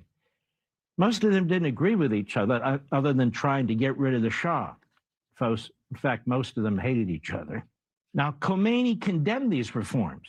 He condemned the Shah's alliances with our country and the state of Israel and the rest of the West. He opposed all reforms involving women's rights, freedom for other religions, and so forth. And while Khomeini was attacking the Shah as a heretic with Muslim clerics and activists, providing them with recorded tapes of his speeches, meaning Khomeini's speeches, and his declarations and other messages, because he had been in France, where he was sent by the Shah a few years earlier because of his revolutionary intentions. Just a quick, I know I went into a deep dive on this earlier in the live stream, but just for all of our new viewers, that particular information is actually inaccurate. So I think Mark got that info from the wrong sources. So what actually happened is that Khomeini, Khabar Margesh, he was convicted by an independent court. He was found guilty of trying to assassinate the Shah of Iran. And so the independent court, because he was found guilty of trying to assassinate the Shah, they sentenced him to death. The Shah, being the good, kind-hearted man that he was, didn't want anyone to be executed because of him, even though they were trying to assassinate him. So the Shah actually waived the execution sentence and instead changed the sentence from execution to exile.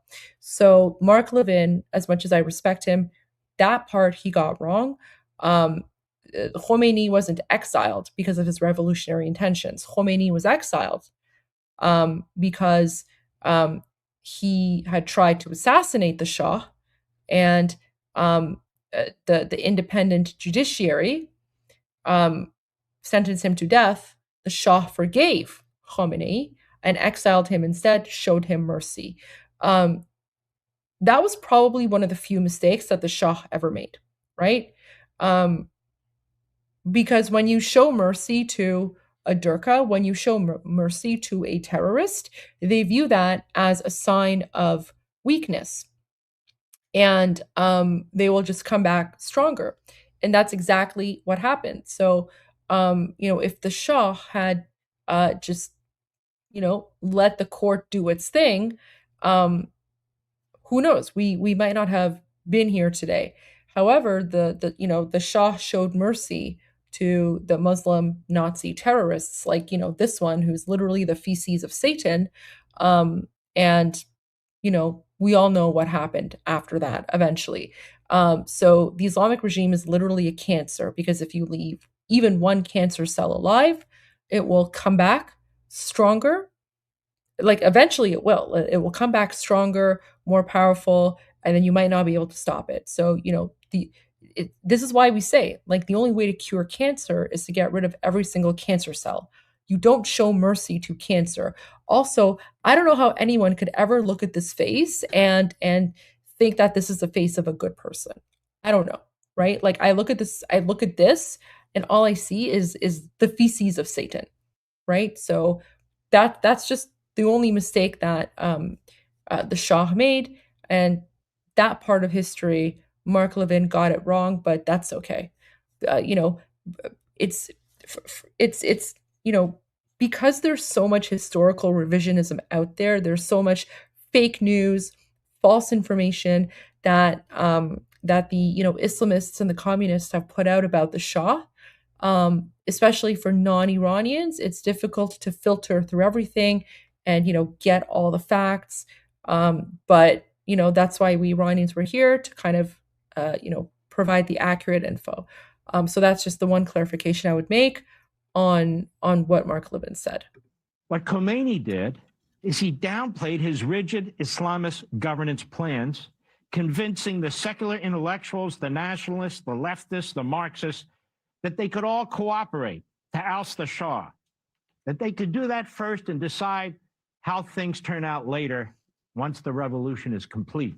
And we all know how that Khomeini was better organized than those other movements, even though he was overseas during the earlier phases of the revolution, but he returned to Iran to oversee the final phase. Jimmy Carter, pressured the Shah. The French pressured the Shah. The usual Western countries pressured the Shah to bring Khomeini back, so he does, which becomes a disastrous decision. Meanwhile, Also, the Shah did not bring Khomeini back. What actually happened is the Shah was suffering from leukemia or I don't know if it was leukemia, but it was cancer. I think it was leukemia. I'm not sure. But essentially, what happened is that at one point the Shah had to leave Iran to go get his chemotherapy for his cancer. And while the Shah was gone, that's when Jimmy Carter decided that now is the time for Khomeini Khabar Margish to go back to Iran. So the French flew him to Iran on Air France. So the Shah was not in Iran when Jimmy Carter decided to bring Khomeini to Iran. The Shah was outside of Iran seeking treatment for his leukemia. Which, by the way, his leukemia was very manageable, right? Like it wasn't like an intense leukemia. Like he had been treating it for like a decade, and it was manageable. Many of us believe that the Shah was actually killed deliberately through medical malpractice, and there's actually a documentary on that I have watched, and I've done a documentary watch party. So if you go to Iranians Rate Documentaries about Iran, it's one of the documentaries there. We go over it. You guys can make up your own minds on that, but yeah, there's a reason that many of us believe that he basically passed away due to deliberate medical malpractice. But anyways, so This part is also incorrect. The Shah did not bring Khomeini back. The Shah went for his cancer treatment, and Jimmy Carter used that opportunity to get France to put Khomeini on an Air France plane and bring Khomeini to Iran. And, Jimmy Carter basically convinced the Iranian army to lay down their arms and not do a military coup against the Muslim Nazis. And we all know the rest of the story, basically. Western and especially American media outlets wrote of Khomeini as this grandfatherly, soft-spoken, religious mystic focused on spiritual renewal rather than a brutal dictatorship. There were American officials who actually described Khomeini as the Gandhi of Iran. But he was none of that. The media have a bad pattern of romanticizing brutal, anti-Western and anti-American revolutionaries. Castro, Mao, Lenin, just to name a few. And early on, they did the same with Khomeini. That would soon change. I'm giving you this background so you understand what we're up against, ladies and gentlemen, because if I don't do it, it's not going to be done. After this revolution, Khomeini systematically eliminated his revolutionary partners through institutional purging and mass executions. He brutally marginalized and destroyed his secular, nationalist, leftist allies one by one. He purged the universities of secular, Western elements. He arrested leaders of the various groups, forced them into televised confessions, and executed them. He dismantled all their organizations. Khomeini removed all the ayatollahs and other clerics who held competing views. Several years later, he ordered the mass execution of all political prisoners, tens of thousands of them.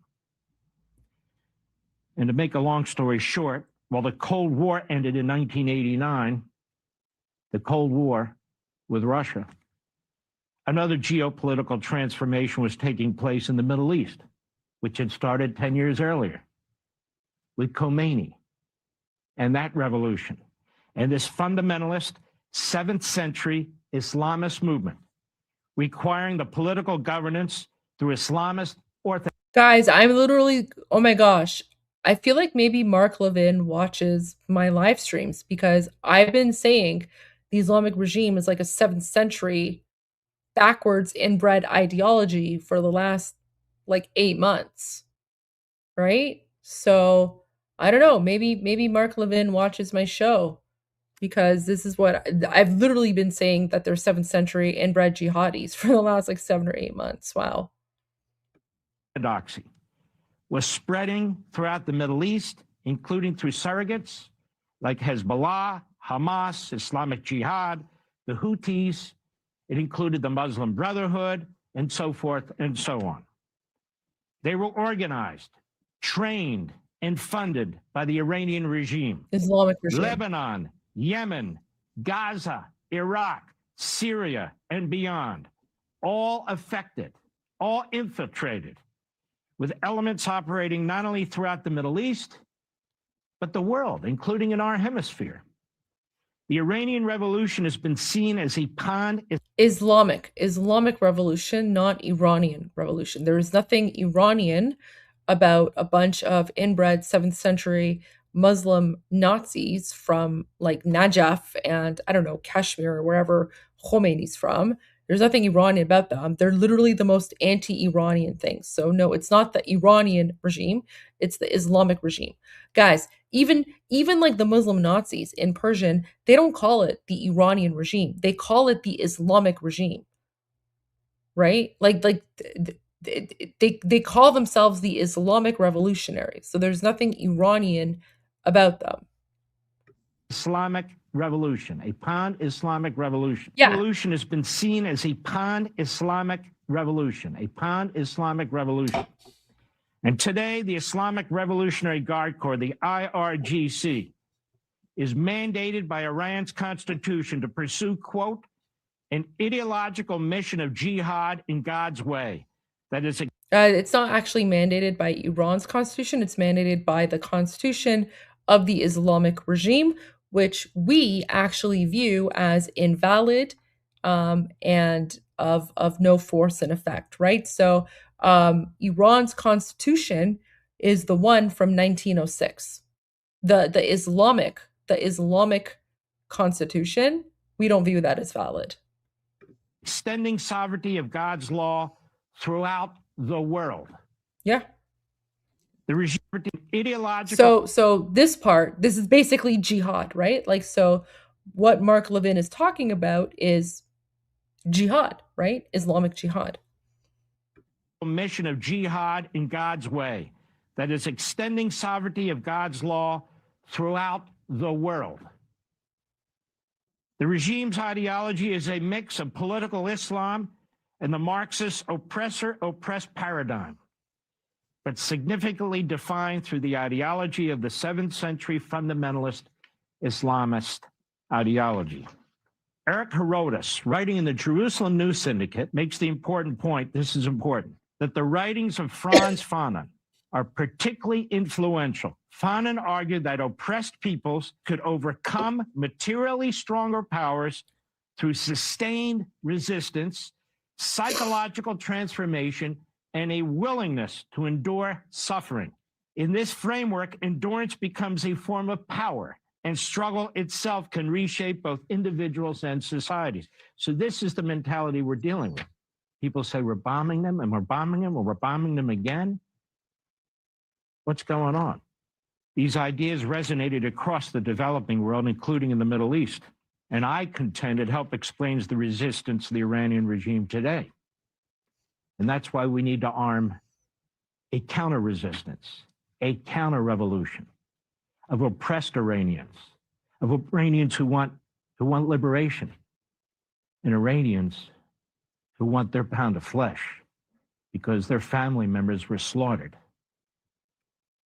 And we want more than a pound of flesh, because as you guys saw, literally, and just an hour ago, the Islamic regime executed 3 more innocent Iranians just for the crime of wanting freedom. So we want way more than a pound of flesh. This is a resource that we need to take advantage of. And we need to help those people at the same time. That plus, and importantly, the ideological belief that it is compelled, the regime is compelled by Allah to destroy all barriers if the appearance of the 12th Imam is to occur. Now, I've talked about this before. Let me explain this just briefly. The 12th Imam, known as Muhammad al-Mahdi, is the final prophesied leader in the 12er Shia Islam, and this is what Khomeini believed in. Born in that's also what Zohran Mamdani believes in, by the way. So Zohran Mamdani also, like, this is his religion. Zohran Mamdani is part of the same Muslim Nazi cult as Khomeini and the Islamic regime that's occupying Iran. So just keep that in mind. 868 CE in Samarra, Iraq. Believers maintain he went into a miraculous hiding in 874 CE, and he remains alive today among us. He's expected to return at the end of times to help defeat evil, establish peace, and bring ultimate justice to the world. And the way for his appearance must be cleared by the elimination of all non-believers and all obstacles or barriers and their institutions, societies, and countries. You understand? So, guys, basically, what people like Zohran Mamdani believe, right? Like, this is literally their religion.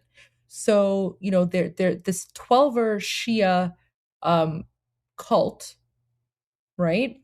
They literally are part of this cult that believes they in order to bring about peace on earth, they have to murder everyone who is not a Muslim, who does not believe in their version of Islam. And that's the only way that they can get their imam to come out of hiding. So the way that I explain 12er Shia Islam, you know the movie The Ring? You know how there's like that horror movie The Ring where there's like this well and then, like this, demon girl or ghost or whatever, she's basically stuck in the bottom of the well. And then, there's like, something happens and then like she basically comes out of the well and then she starts murdering people, right? Because she's literally like a demon from hell. That's essentially like 12er Shia Islam. So the 12er Shias believe that their imam is trapped in a well somewhere. Like literally, he's like trapped in a well. And they believe that they have to murder people so that their demon, the demon that they worship will come out of this well, and then that demon will also, start murdering non-Muslims. And then apparently that's going to lead to like heaven on earth. So there you go. That's literally their religion, right? It's not even a religion. It's a death cult. It's a death cult. And that's what Mamdani believes in, because Mamdani is a 12er Shia. So there you go. Now you know what the mayor of New York believes in. So ask yourselves, how did he even become an American citizen in the first place? And isn't it scary that this person whose religion literally tells him that he has to murder non-Muslims in order to bring about heaven on earth, heaven on, I mean, their version of heaven, right?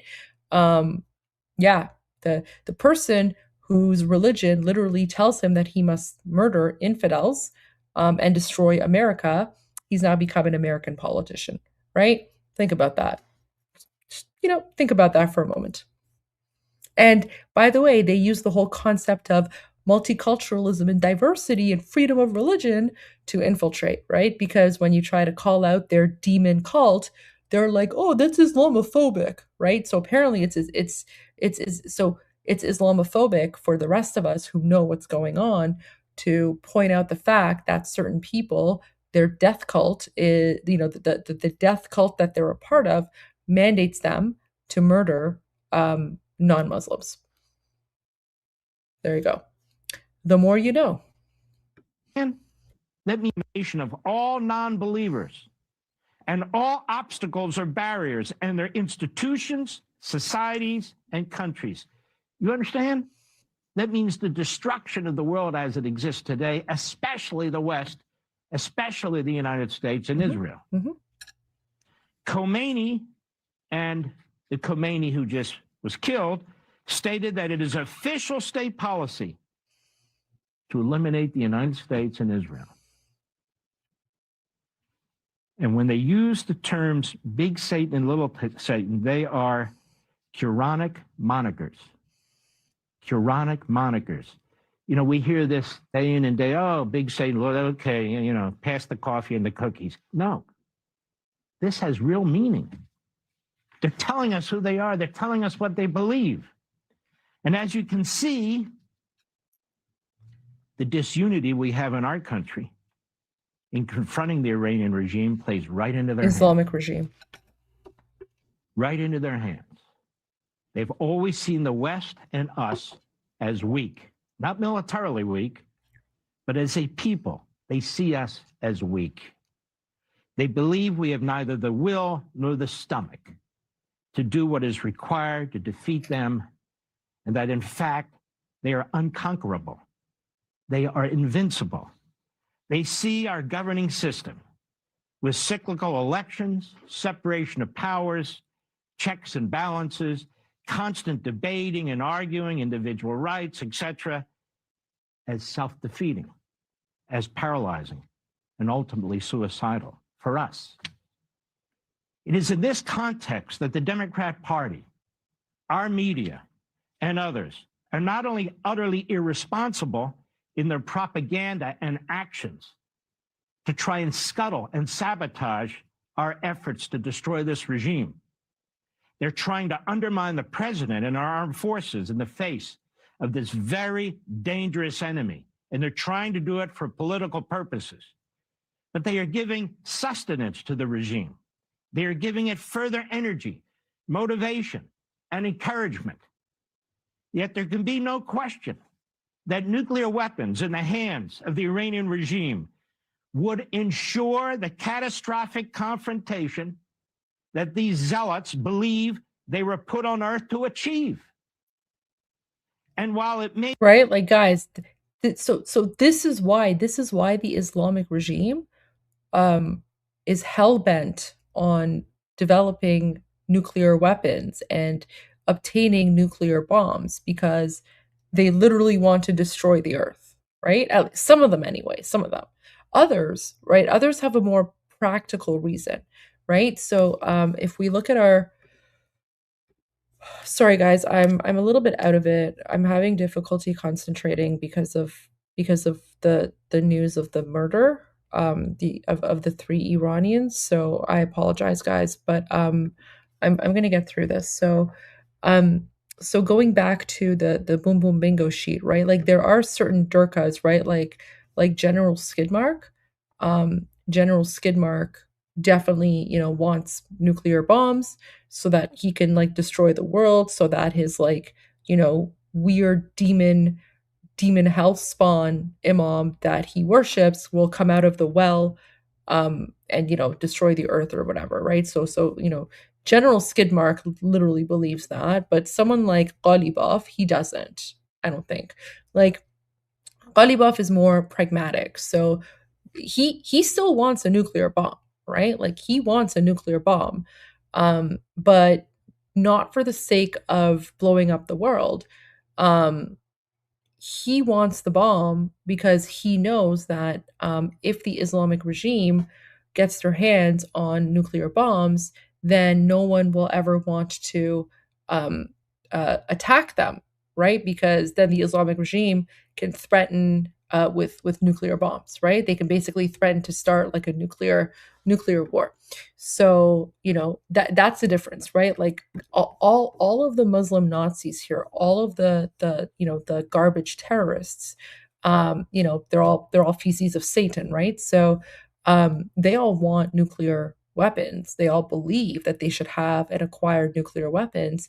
It's just the reason is different, right? So this one, he wants it because he wants to bring about the end of the world. He wants it because, you know, he wants to essentially survive. He wants to survive, right?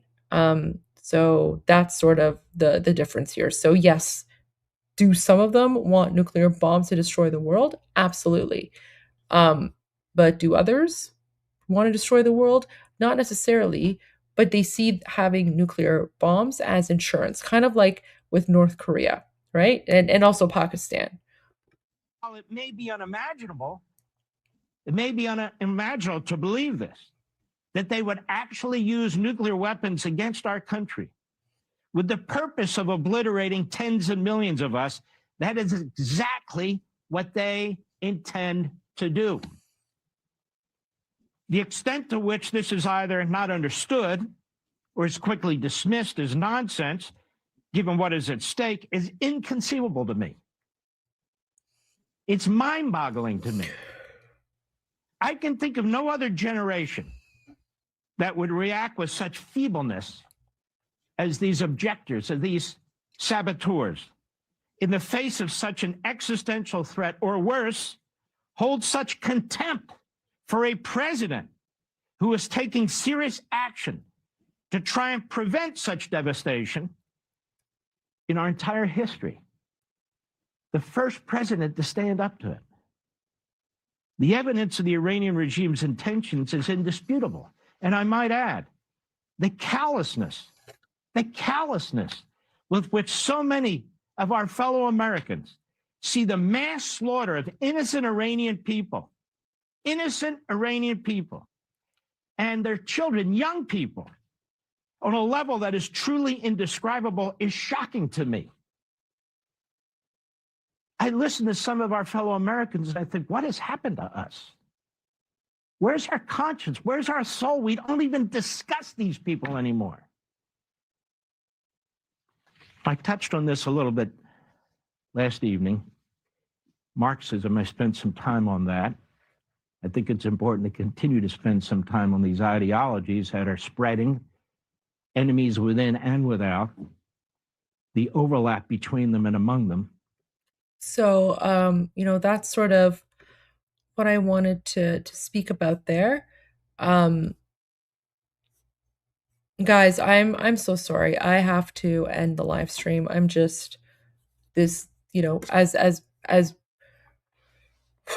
even though we've been dealing with this all our lives, it never gets easier, right? The news of executions and murders by the Islamic regime, it never gets easier. And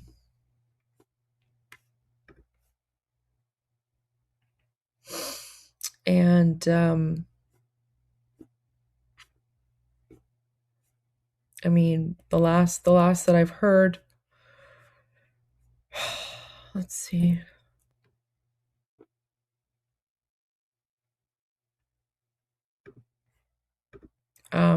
So during this live, we got the news that the Muslim Nazis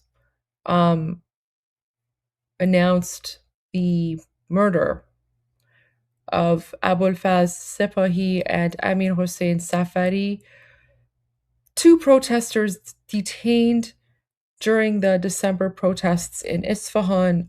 Their executions were carried out by the Islamic regime, despite the Iranian people trying to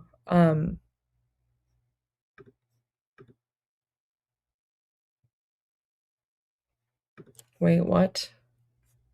I don't know.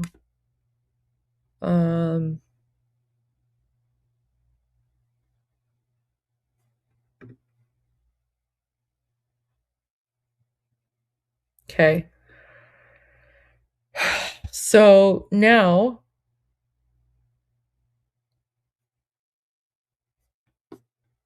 okay, this is so I don't know if this is like mind games or if this is like tricks. I don't know if this is mind games or if this is tricks, but apparently the Islamic regime is now saying that apparently the death sentences didn't happen. So the same sources that claimed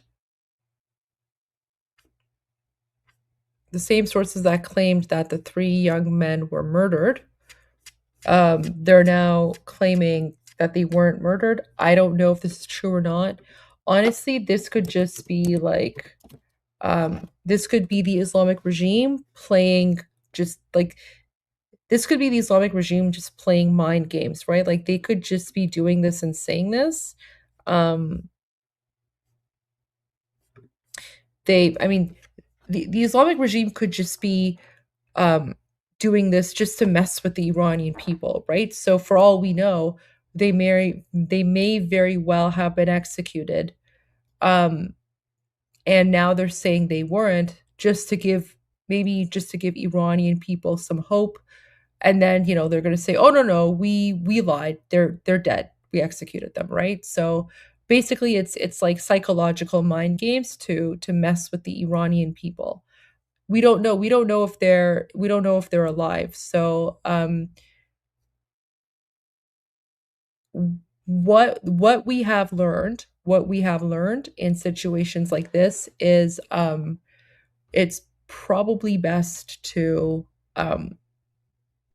unfortunately assume that they have been murdered unless we get proof otherwise, right? Because this is, again, so what you're seeing right now, and guys, I have spoken about the various tactics that the Islamic regime uses and employs over the last 47 years to keep the Iranian people from rising up, right? So, poverty is one, lack of clean water, lack of electricity, of course, drugs, right? The Islamic regime brings in a lot of drugs to keep the Iranian people high, right? Emotional manipulation, fear, public executions, but also what we're seeing right now, this up and down emotional manipulation. This is also a tactic of the Islamic regime to kind of just keep us worried and wondering like what's going on, right? So so all of these rumors back and forth and all of this, are they alive, are they dead, that you guys are wondering about right now, this is on purpose. This is done on purpose by the Islamic regime. They've been doing this to us Iranians for the last 47 years. Now all of you are also getting firsthand experience in the absolute hell that we Iranians have been living in for the last 47 years, right? So this is part of the demoralization campaign, where now we're stuck in limbo. We don't know if they're alive or dead. Obviously, we want them to be alive, but we also know that, in the past, the Islamic regime has said that, people are alive just to give us false hope. And then they say, oh, no, we lied. They're dead. We murdered them. Then, that shatters you even more, right? But you're basically seeing this emotional demoralization in action, because right now none of us know. Guys, I'm so sorry. I know I usually do super chats. I can't do the super chats right now. I can't think properly. And I do want to make sure that I answer your super chats properly. So with your permission, I will keep all of your super chats from tonight, and I will answer them tomorrow during Iran Revolution Live. So when I do my live stream tomorrow, because I will be speaking more about this particular incident tomorrow on Iran Revolution Live. At that point, everyone who gave a super chat tonight, I will go over all of your super chats tomorrow. I apologize for not being able to do it tonight. We've gone a little bit later than scheduled, of course, for very good reason. But I also want to make sure that I answer all of your questions properly and give the time that I need to answer all your questions. So I do apologize for that, but I will answer all of them tomorrow. I've written them all down. I have copies of all of them. Guys, thank you everyone for tuning in to tonight's evening edition of the Goldie Show. Thank you for bearing witness. Thank you for being here with us. Thank you for being here for what we've gone through tonight, because your presence, your presence and your comments and the fact that you guys care, it lets us know that we're not alone in our fight. And for us Iranians, knowing that we have so much support from you, we, for the first time in 47 years, we don't feel alone. We don't feel isolated. And, all of you, give us the energy and motivation to continue. So guys, thank you all. God bless you all if you're religious. I always end my live streams by saying, I'm Goldie Ghamari. You've been watching The Goldie Show, and now you know. I'll see all of you guys tomorrow.